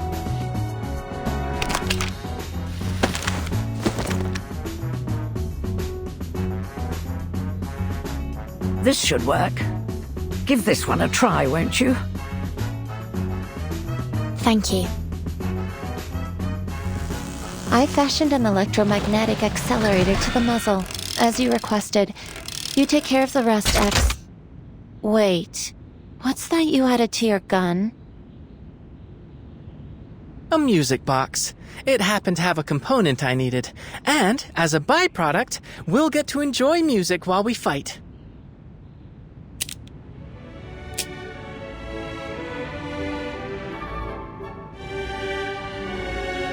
Why did you pick that song, of all things, boy? I didn't. It was already programmed into it. Why do you ask?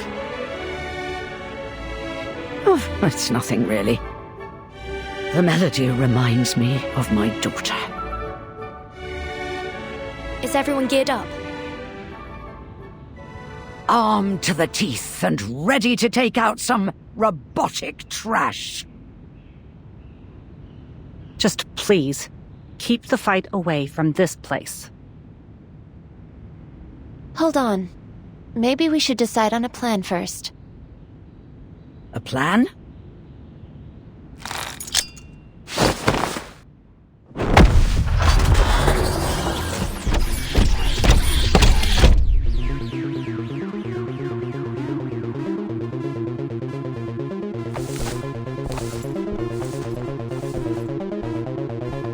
wanted a plan, didn't you?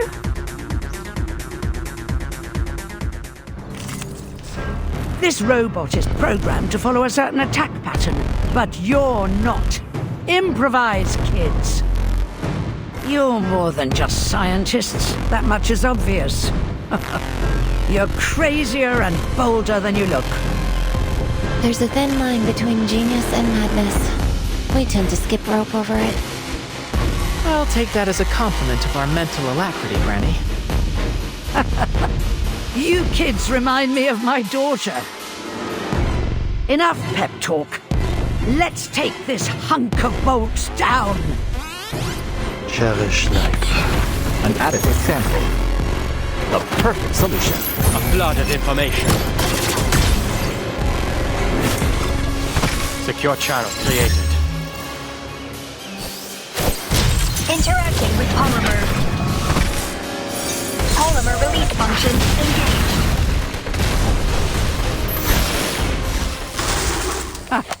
How do you like that?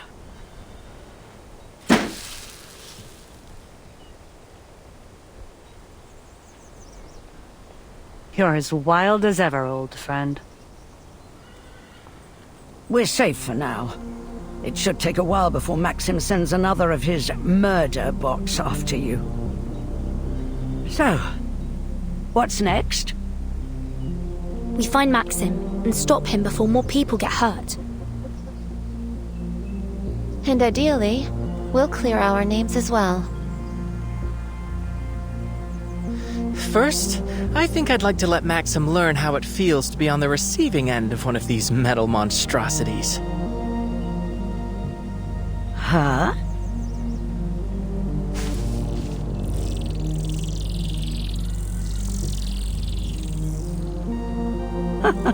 Clever. I wouldn't mind having a big, angry metal poppy on our side. I appreciate Maxim leaving behind those documents. It's made it much easier to replicate his hacking exploits. Like that. Fantastic. Now let's turn on this speaker so you can communicate with us. Communicate with us? Like Nora and the twins? Fat chance of that. A Beliash doesn't have that kind of processing power. Processing power. But that can't be the sole factor, can it? The twins appear to have more processing power than Nora, and they even claim to have an emotional expression module. But they don't seem to have much of any emotions at all. Theoretically, they could just be very professional.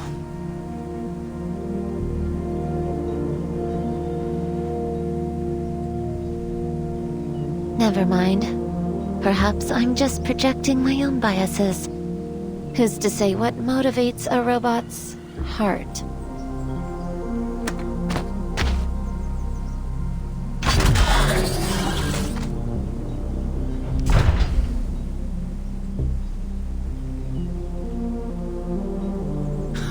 Good boy. Come on over here, pup.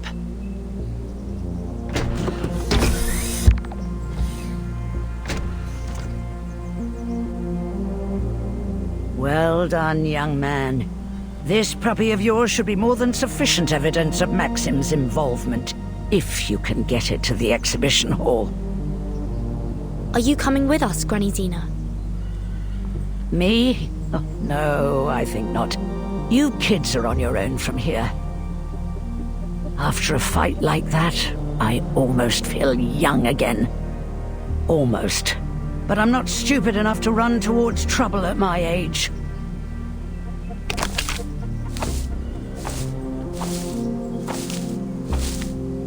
Better get back to looking for that daughter of yours, right? Mind your own business, you old blabbermouth. Goodbye, children. Thank you for your help, Tamara. Granny Xena. Goodbye.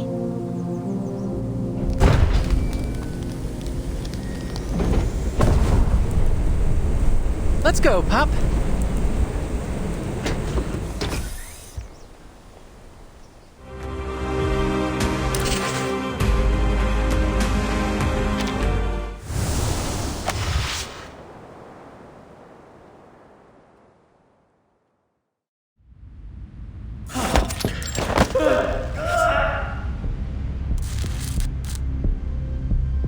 Another one of them has gone barking mad. What the hell is going on? A little help here? Hold his legs down. Affirmative. Let me go! How many does that make so far? Based solely on our observations, this is the 7th individual to experience a serious psychiatric break. Crispy critters. Left. Are there any sedatives we can use on him? Think the repair vendor could synthesize some? The repair vendor has experienced a serious emotional malfunction, Comrade Major. Damn it. You mean that crazy fridge can't even repair herself?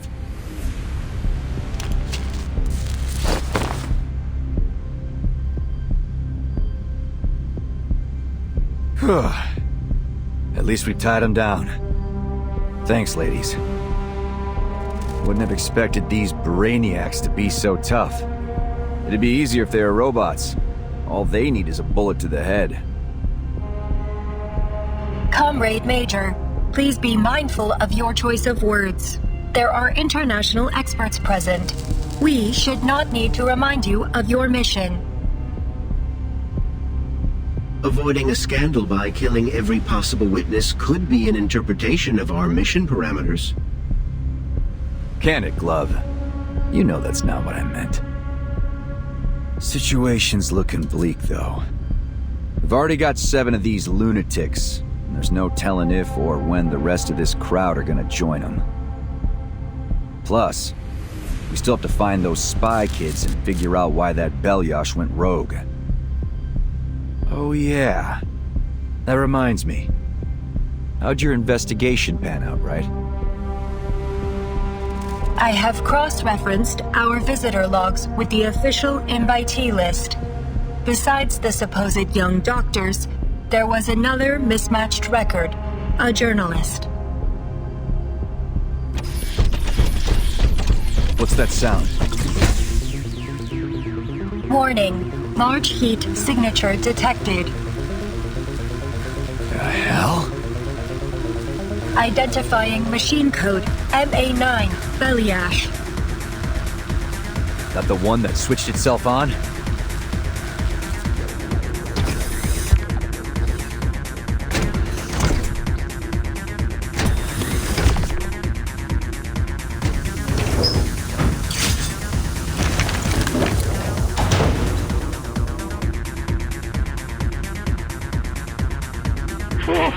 Please don't hurt me.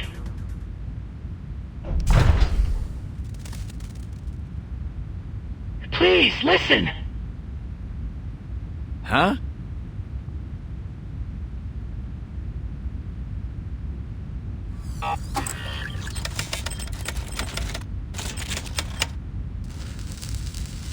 You're saying this Maxim guy is behind the attack? That's right. The files we found in the access logs from the Belyash should prove it. What do you think about that, Glove? Allow me a moment, Major.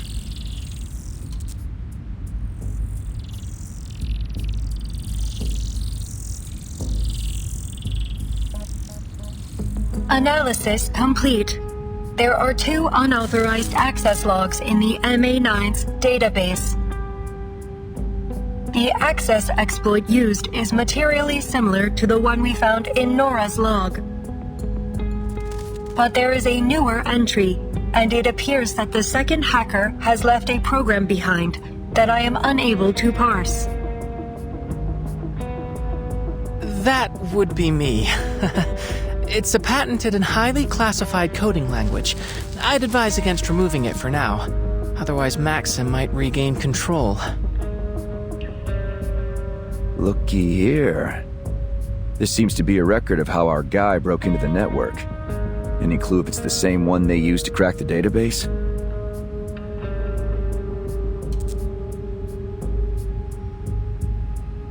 Affirmative. It is reasonable to conclude that Maxim is responsible for the malfunctions affecting Nora, the VOV-A6 and this MA9 Bellyash, and therefore that he is also responsible for the wider attack on the exhibition hall. If Farfar and friends are correct, that may only be part of his plans. According to these files, he may also have tampered with the thought devices. So what's he aiming at?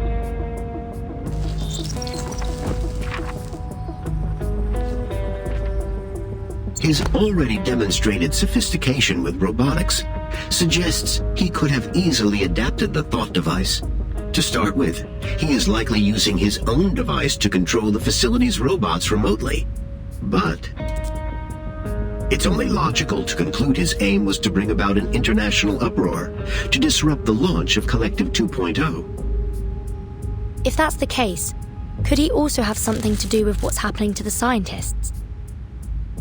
A reasonable hypothesis, to be certain. Crispy critters, we've jabbered enough.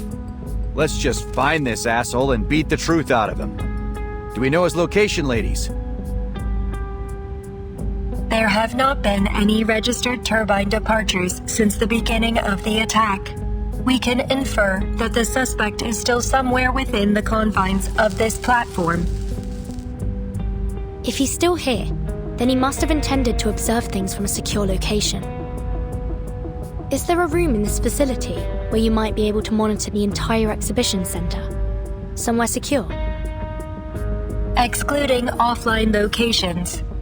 Analyzing security and monitoring feasibility.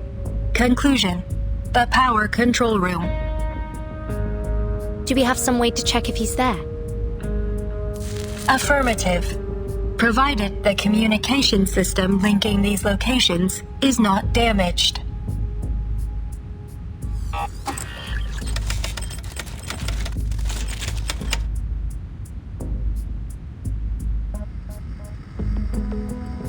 Are you there, Comrade Maxim?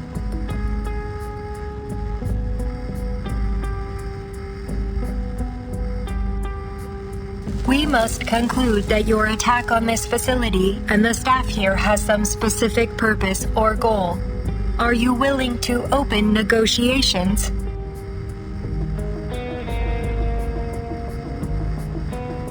No response. Maybe he's not home? Comrade, you should be warned that... Maxim, we've been to your hideout. We know you were there recently. We saw things from your childhood there. Your belongings, the toys you played with, even your family photos. A woman there, Tamara, told us your real name is Vanya. I recognize your voice. Dr. Verton, I presume. You're wasting your time, and you don't have a lot of that left. You're about to get what you deserve. Every single one of you drooling lackeys of that hack Sechenov. I'm not going anywhere. So if you're planning to kill me, do it. But it won't stop a damned thing.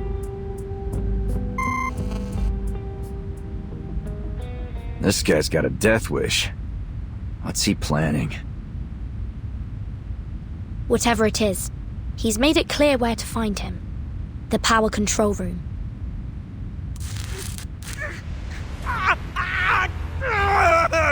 Hey, Alexei! Stay with me, pal! Somebody, please! He needs help!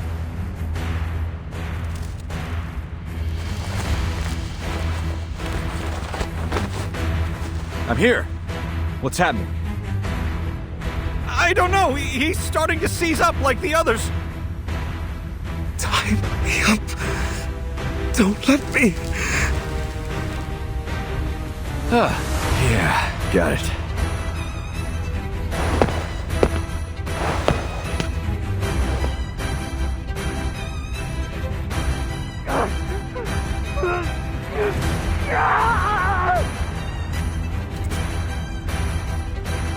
Crispy critters.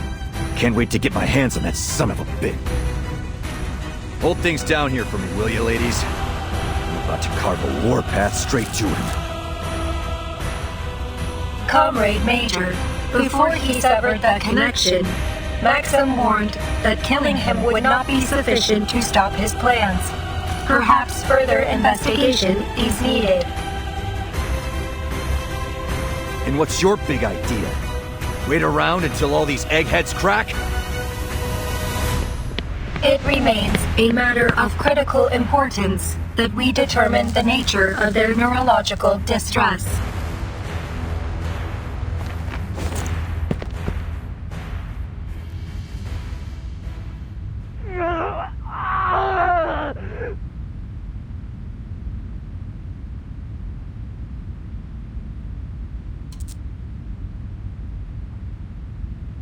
Hold on.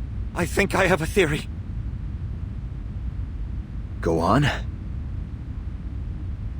Alexei put on his device a little before I did. So maybe these things are a kind of ticking time bomb. The longer you wear one, the more likely any little bump will set you off? That would explain why it isn't happening all at once.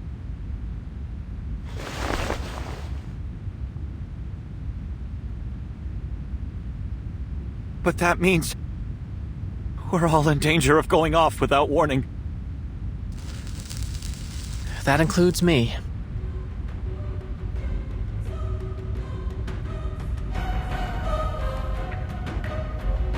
There's no reason to think I'm immune. I polymerized myself and installed the device around the same time as they did.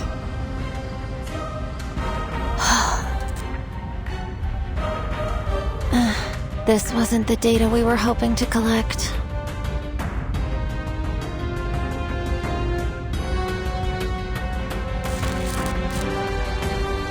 I know you wanted a deeper understanding of this world, but why did you take such a massive risk? Think about the ramifications. You could lose your mind. Or worse, your life. This is an absolute disaster. I should never have let things get this far. There's always a method to these things, Mesmer. We aren't finished yet.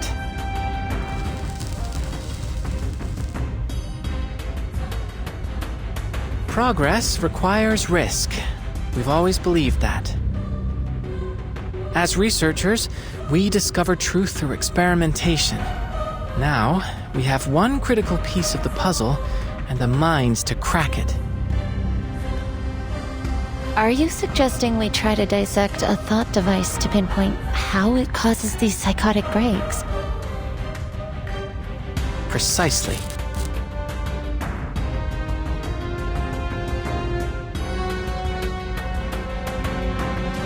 You're right. There's no use complaining now. We have an opportunity to make the most of the time we have left. You're kidding me. We're going to rely on a couple of teenagers to fix this. Nah, fuck that. Back to plan A. I'm gonna go beat the answers out of Maxim. Wait, Major.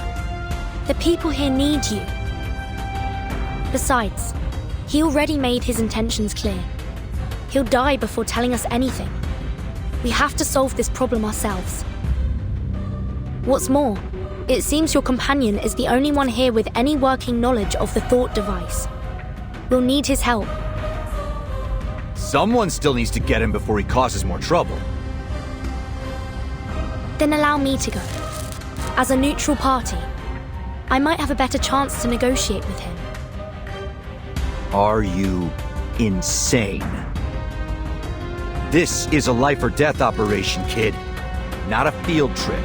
I'm not about to let you walk out there and get torn apart by those robots. We will not let that happen, Comrade Major.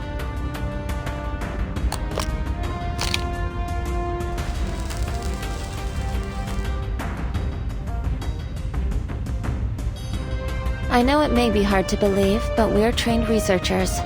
I was practically raised in the lab. We may have come here under false pretenses, but we're proven and capable scientists. We can handle this.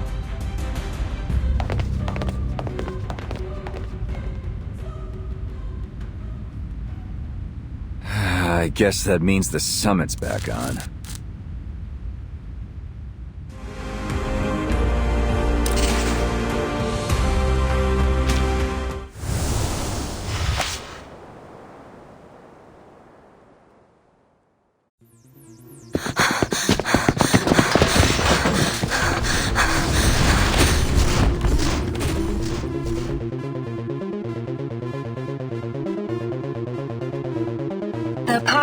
control room is up this staircase. We must travel another 80 meters forward, turn left, and then reach the room at the end of the corridor. Our present speed may not be sufficient given the threat Maxim poses to the facility. Comrade, would you allow me to carry you? If that's what's needed.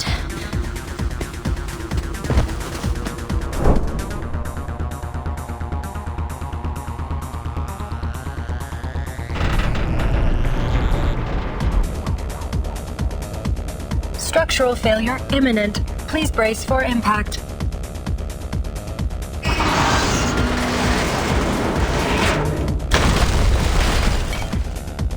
The sudden lockdown of that doorway is unlikely to have been accidental. Maxim may be aware of our approach.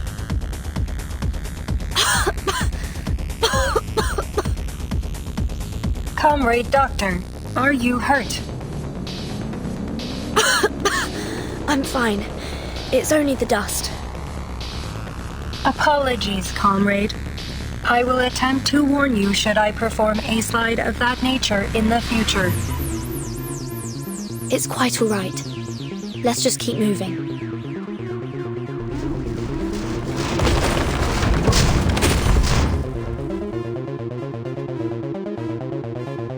Warning, large heat signature approaching from above.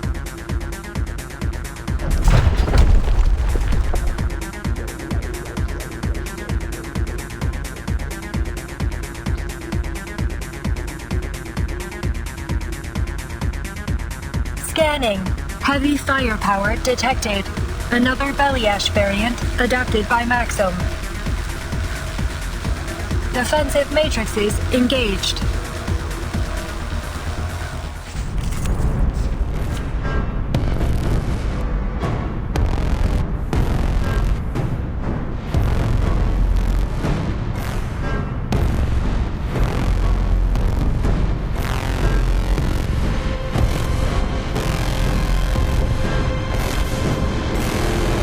Do not let yourself go now.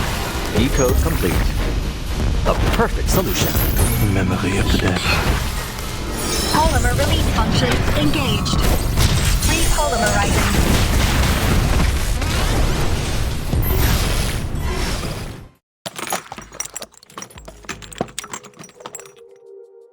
We have 2 unused thought devices to examine before we poke around in anyone's head. Let me see them.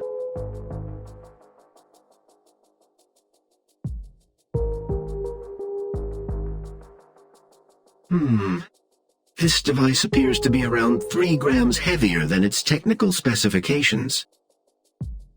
Go on then. Let's poke around inside. As you say, Major.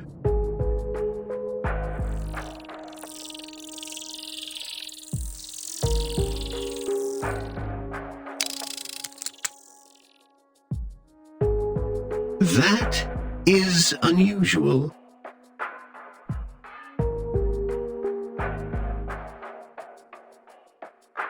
This residue shouldn't be here.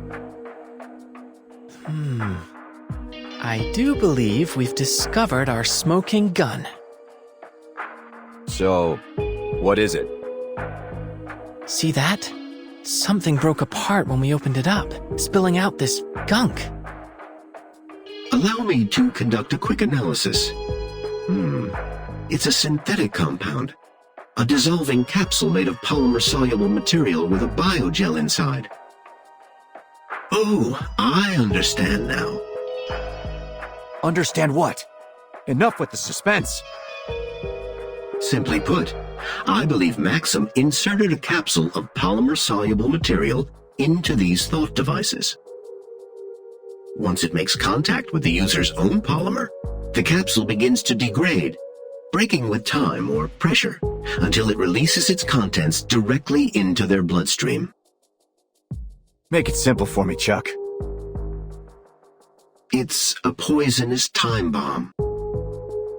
So, when it goes off, it shoots a crazy pill straight into their brains? We'll need to do further tests to determine its full effects, but it's possible that the toxin may ultimately be fatal.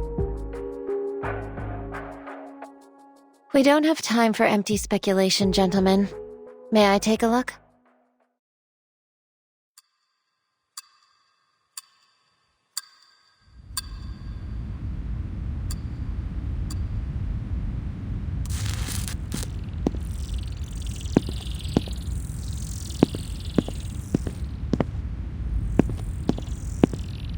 We done yet? I'm getting a cramp standing like this. Almost. Hold me higher. I can't see the screen. Yeah. What did I do to deserve this? I should be out there smashing heads. You are a vital asset to this operation, Major. I couldn't have done this without you. Oh, gee. You're gonna make me tear up, Charles. I think I've isolated the substance. Do you recognize this molecular structure, X? No. It could be that this molecular structure is unique to the science of this world. Maybe we can preserve a sample for study back at Laplace. You do understand your life may depend on this, don't you? Is there a chemist here? We're having trouble identifying this substance. I can help. I have a doctorate in medicinal biochemistry. You did seem to be an expert in intoxicants. Have you sobered up yet? Call me a drunk if you like, but I'm a drunk that got invited to this international summit. Now show me the damned report. I thought you said you were scientists. This one was almost trivial. Even a high schooler could identify it. Oh, but this is a tricky one. Its structure looks similar to adamantane. It's a novel kind of synthetic neurotoxin. Quite brilliant, in fact. Maxim could have gotten a patent certificate from the Discovery and Invention Committee. Focus, please. You're all in serious danger. I can make a list of compounds that may help neutralize the toxin, but there's no way to guarantee anything. In an ideal clinical environment, we would run trials to determine effective antidotes. Are there any lab animals here? If only we'd invited Medicine Pocket along. I doubt we'll be able to find any living animals here. We'll have to test the reactivity on blood samples. Maybe we can collect it from the scientists that have died. I would advise against that. There are too many variables in testing blood from deceased subjects. We need living cellular tissue. Hold on a minute. Isn't there an obvious fix for all of this? Major, I assure you, if there were, we would have thought of it before now. Hear me out. Why don't we just rip these things off of everyone's head before they can release the poison? Absolutely not. Maxim accounted for that particular possibility, unfortunately. The capsule is purposefully fragile. Once it's been connected, any kind of tampering with the device is likely to break it early. It's an ingenious trap. You see, Major? It's too risky. We could end up hastening their descent into madness rather than saving them. Simply put, we do more harm than good. Okay, got it. Just figured I'd make sure we weren't missing the obvious. Now what? Do we just hope no one dies between now and whenever we can round up some guinea pigs? Actually, Major, you might just have inspired me. In absentia of any cavia porcellus, we do have the next best thing.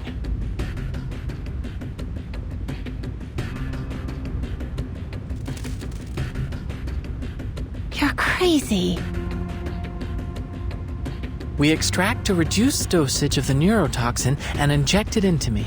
Then, we test out the antidote systematically until one works. You already sound insane.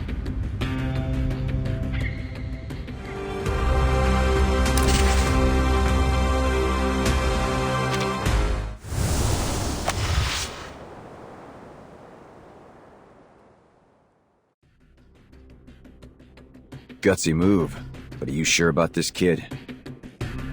Besides, how do we know your device hasn't already triggered? If we inject more of that stuff into you, even an antidote might not be enough. It's the best solution I can see. Given I only became polymerized earlier today, I should be especially sensitive to a polymer-based poison. My reaction will be easiest to observe in small, controlled doses. It's what Madame Lucy would do. No, it isn't. She would never approve of such an irresponsible act of self-sacrifice. Nor will I. Let's just hope that Vertin can convince Maxim to give up an antidote. I won't allow you to gamble your life on this while there is still a chance to find the solution another way.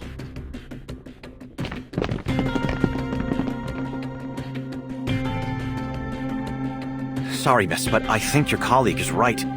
Dangerous as his plan is, we don't have time to wait. Every minute that passes, more of us could be exposed. This is exactly what I was afraid of, X. Your irresponsible nature is practically infectious. You just had to drag this whole world down with that special brand of arcanist madness. Hold on, Mesmer. I didn't set off this chain of events. Call me a mad scientist if you like, but I don't deserve the blame for what's happening here. I don't care who's to blame. I still won't let you do this to yourself. This isn't the time to argue, kids. Maybe you're infecting me with arcane madness, or maybe the poison already got to my head. Doesn't matter. I'll do it. I'll be your guinea pig. Besides, I've put myself through regular trials of intoxication for most of my life. What's another neurotoxin? That's not the point. No, it's not. The point is that I'm not letting a kid put himself on the line on my account. My vision's starting to get blurry. Good bet I'm already exposed, so let's get on with it. If that's the case, we may as well try. But I'm not happy with it.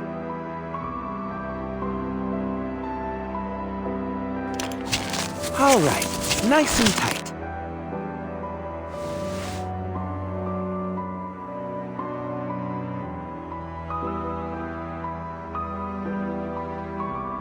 Hey, kid. You don't have to do this yourself if you don't agree. It's a simple injection. Shush.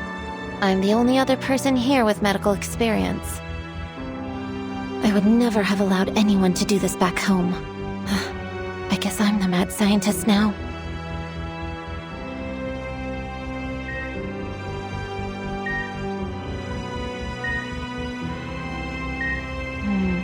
Your body temperature is rising, likely a reaction to the toxin or the antidote. How do you feel? My limbs are numb, and my eyes are losing focus. Feels like I'm staring up at the northern lights. First antidote not working. We'll observe you over the next 5 minutes and then try the next one. Mesmer? What now? We're doing what you wanted, aren't we? Just leave me to my work.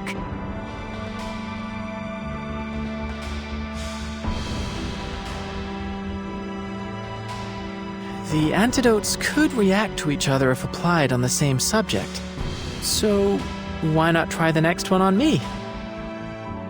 It's about time. I'm beginning to experience symptoms. Diplopia, nausea, the works. You better come back with a solution, Burton.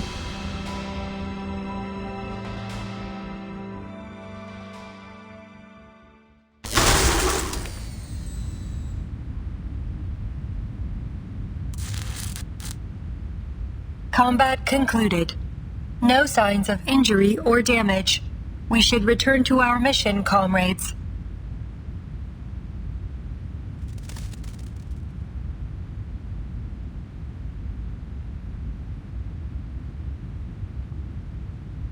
Left. Are you all right? Running diagnostic. Are you hurt? Negative. Test complete. All systems functioning. We can proceed. The breach in the ceiling will allow us to compensate for lost time. Transport mode activated.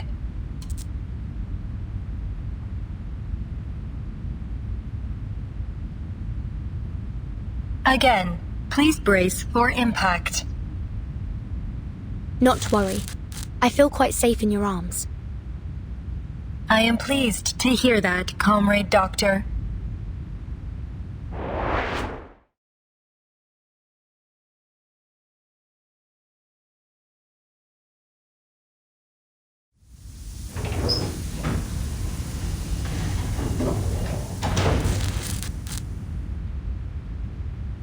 Please be careful, Comrade. We advise you to stay outside of the room until it is secured. That must be why Sechenov always preferred the company of robots. Always ready to sacrifice themselves for the good of humanity.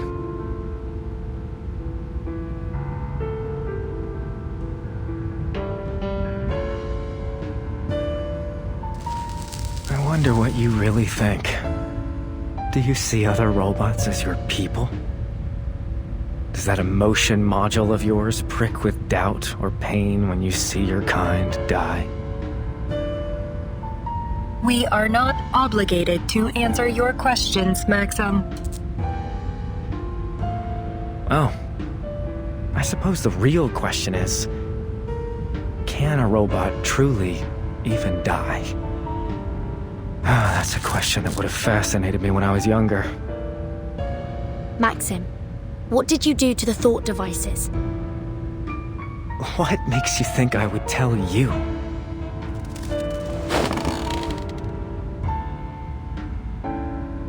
I'm not from here. I don't know what Collective 2.0 means to you or to this country.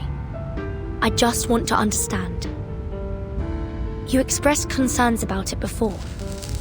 Maybe you think the world would be better off without it. I don't know. But what I do know is that what you've done here is wrong. Whatever the intention was, it wasn't worth killing innocent people.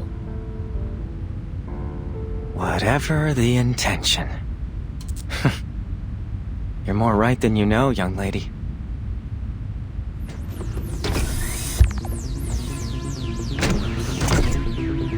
But I'm not special. Making ends justify the means.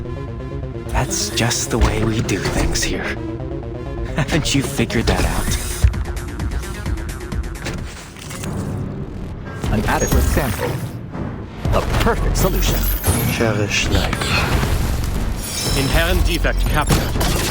Repolymerizing. Polymer release function engaged.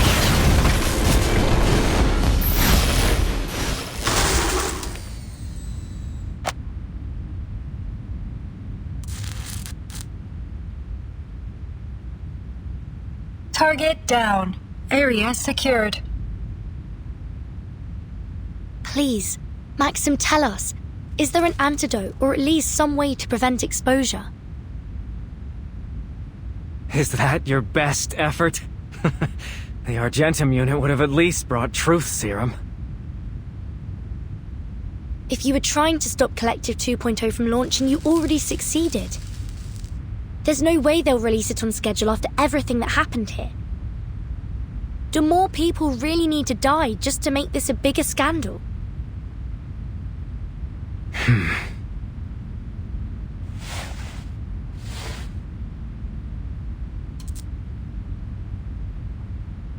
Sechenov deserves every punishment coming to him. But you're right. I never wanted people to suffer in vain. There is an antidote. Abnormal heart rhythm detected. Comrade Doctor, be careful. He may be engaging in deception. It's all right. Please, Maxim, just share it with us. It's a simple antidote. Though, I'm afraid I'll be taking the first dose.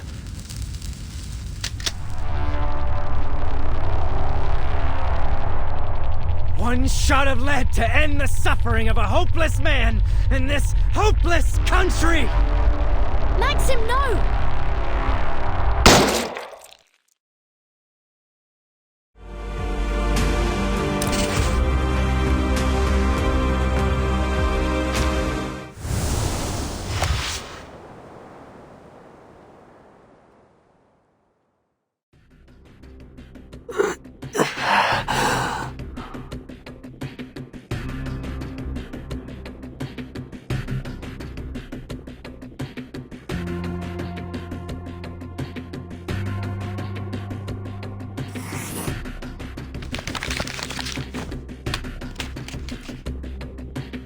Atropine, vinactazine, pralidoxime. We've almost tried everything. Maybe obidoxime? We'd have to be extremely careful with the dose. It worked! We found it!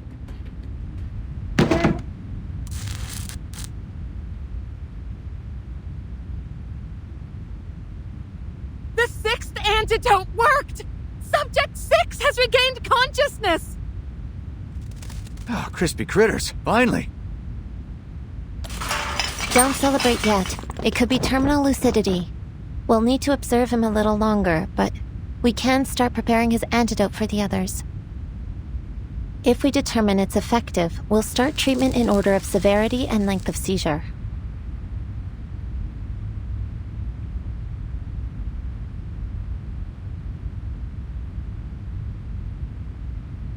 Phew. That's an immediate amelioration of symptoms. I think we've found our winner. It's strange. I can almost feel the polymer reacting inside me.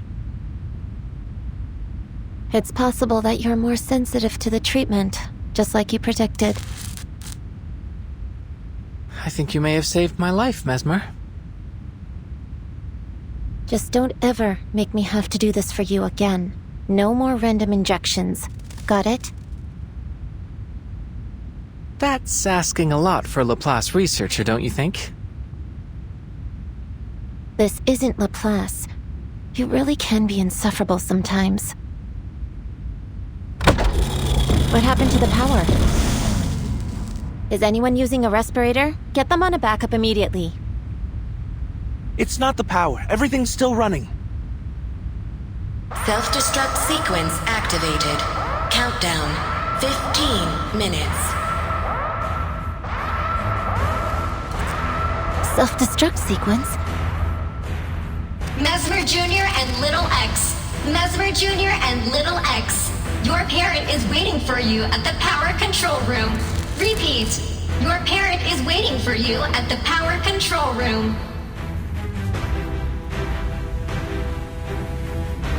Huh? That has to be Vertin. She might be in trouble. I guess we'll have to go find our parent.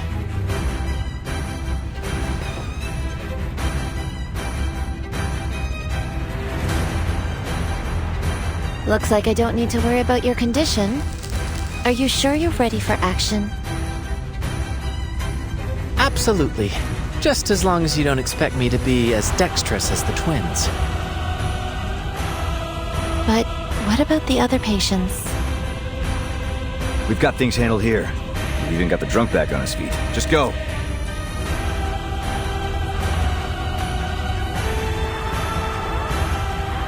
Tereshkova has sent out a broadcast to your colleagues. A large number of Maxim's robots appear to be leaving their patrol routes. Given the circumstances, any attempt at evacuation will be a significant risk. Should we proceed? We have to do whatever we can to preserve lives. Understood. I will attempt to locate suitable vehicles within the facility. Comrade Doctor, your friends will arrive in 3, 2, 1.